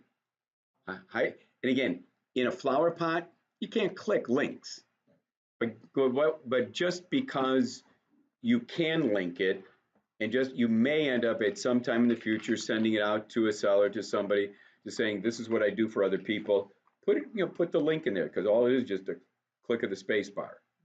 So we got number one done. Number two, a flip book that shows you the many ways. I've already created for you a flip book that shows you the many ways I'll market your home for a quick and profitable sale. This goes back to class number one, to the killer listing presentation. It was step number three. It's a 17-page flip book. I've created this really cool flip book for you. See the many ways I'll market your home. 17 pages of wow. Well, this was yesterday's work. So what are we going to do? Put our cursor on the far right side, hit the backspace key. No, I can see it's going to wipe the whole thing out. Put it in front of the M then, and hit the backspace key. Leave the first M, and then delete everything except for the first H. So it's just sitting there waiting. Now, again, I will send you this in electronic form right on your sheet here. Where is the flip book? The flip book is under Tools. So we're going to go over here to Agent Marketing. You're going to go to your dashboard of properties. Remember, Edit Tools. Edit Tools. Go to Tools. So right on your sheet of paper there for your cover letter. For number two, go to Tools, scroll all the way down, and it's like 3 from the bottom. It says Listing Presentation. That is the flip book. Click on it. It brings you up this really cool flip book. Again, go to my recording on class number one. Remember, we've got 17 pages of wow here. All I care about today is I want the name of the website. So up here is the name of the website. Copy it. Go back over here to your Word document. Go over here to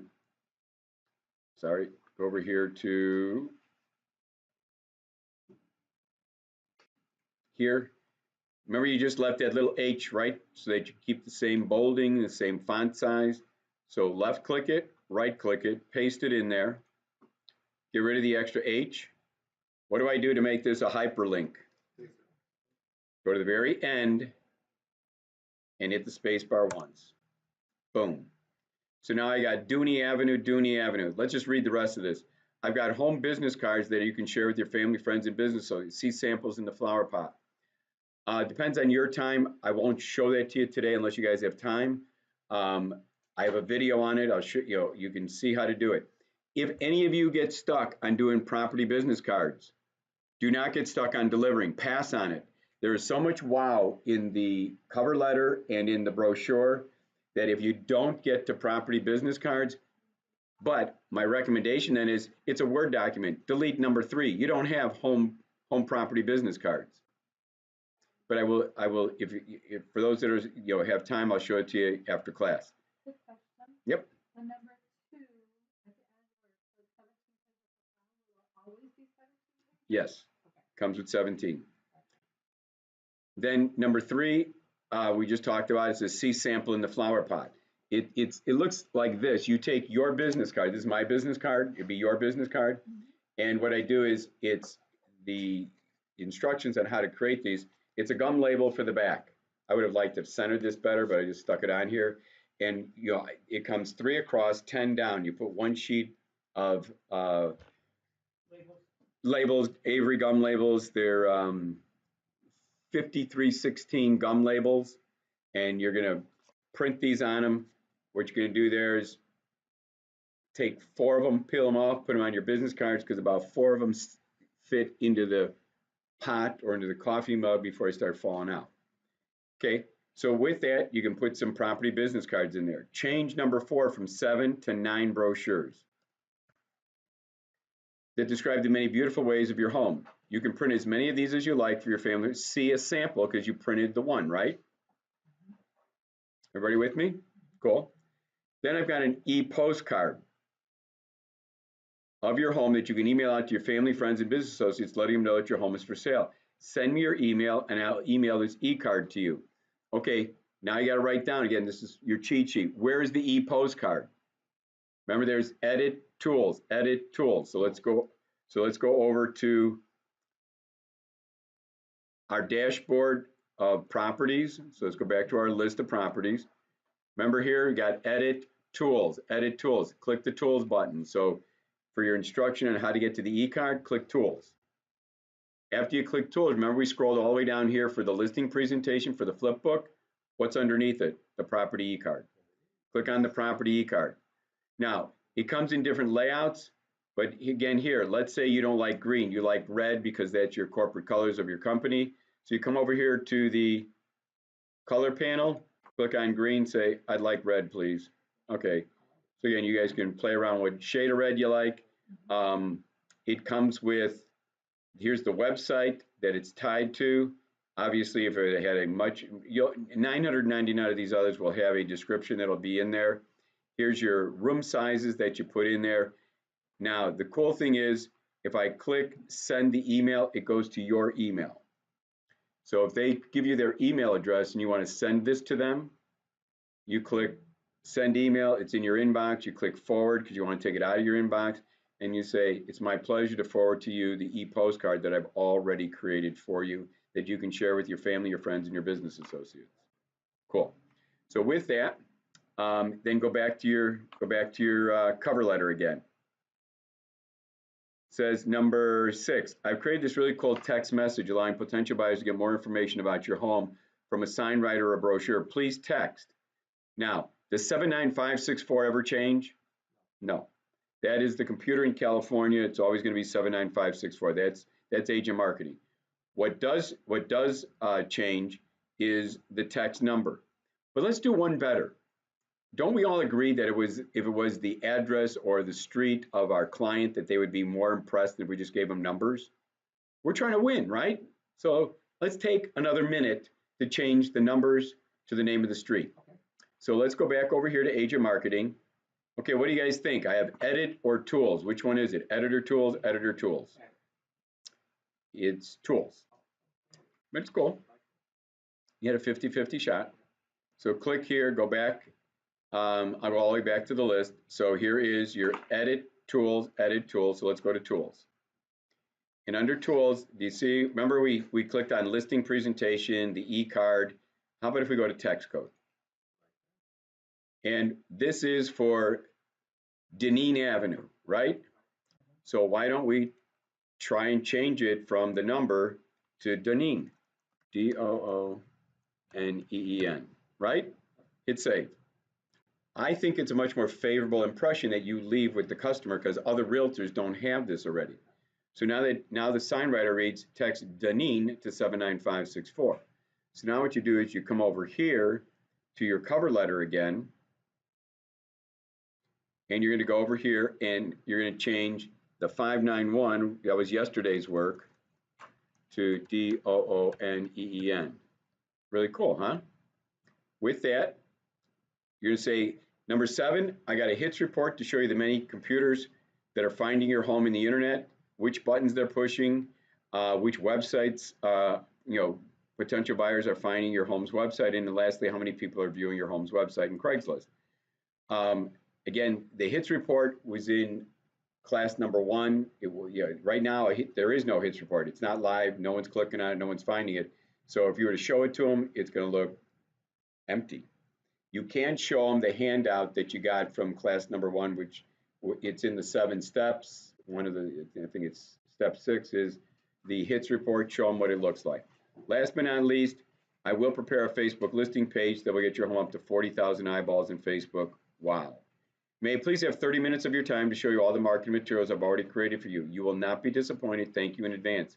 I'm dedicated to your success and the marketing, singular, or marketing. Call me today so I can start marketing your home tomorrow. Thanks. And then you guys are no longer Maryland. And again, some realtors like to put their picture front and back. Some don't. It's your document. If you don't want to put your picture again at the end, don't. But again, you're going to put your cell, you're going to put your email, you're going to put what company you're with, and you're going to tri-fold it and you're going to put it in here. So now with that, and then I'll let you guys run, now we've got to capture it on a master lead sheet. Okay, so here is your master lead sheet. You'll take one of these, Tanya, and pass them around. So far, so good? Yeah. Cool. So here is the master lead sheet.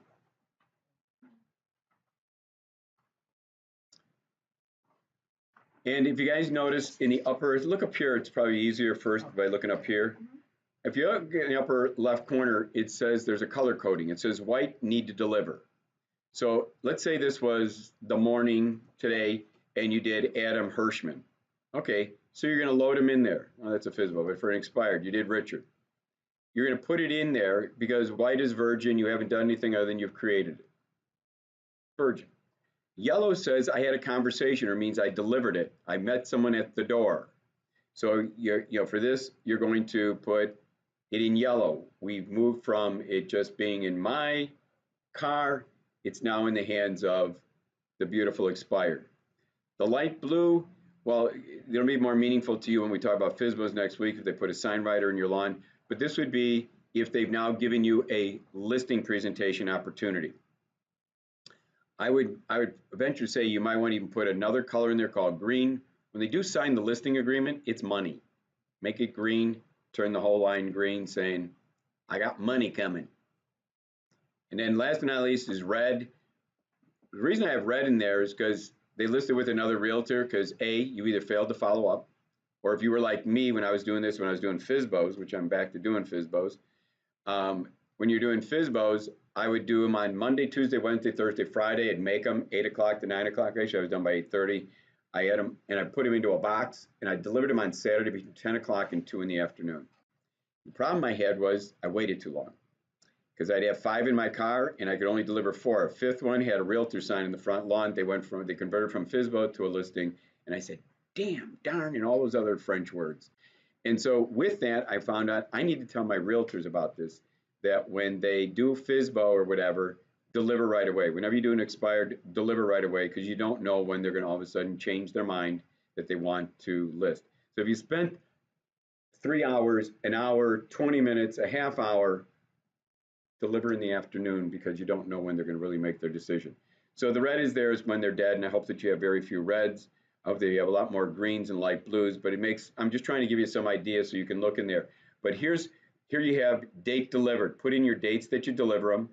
And then what we'll do is we'll start up the next class with the drip call.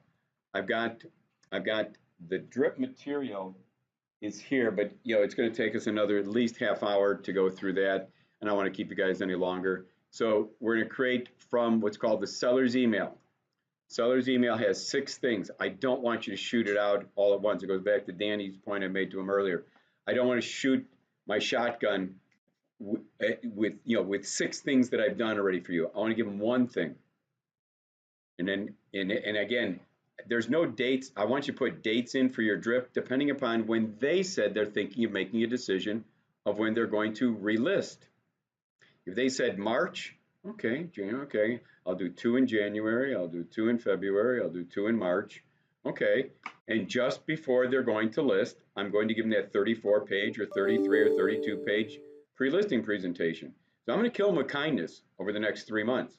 If somebody said I'm going to list in February, well, then I'm going to do 3 drips in January and 3 drips in February, and I'm going to make a phone call in between. So you can see up here, it says drip call, drip call, drip call. When did you deliver the pre-listing that 32-pager? And anything else what date do you want to follow up with them? That's a date you put in there, because if you've got 60 of these in there, if you're anything like me, I have to sort my follow-up date every day, because let's say on line 4 it said follow up next Tuesday, and line 16 it said follow up on Tuesday, and line 48 said follow up on Tuesday. Well, rather than me going up and down my leads and trying to figure out who did I say I would call on Tuesday, I just come over here to my column here, and I just go to sort, and I say sort it by follow-up date, and then it will sort. These are all my Tuesday calls, these are my Wednesday calls, these are my Thursday calls, and you have to redo it every day because you might have put somebody in for a call on Saturday or Sunday.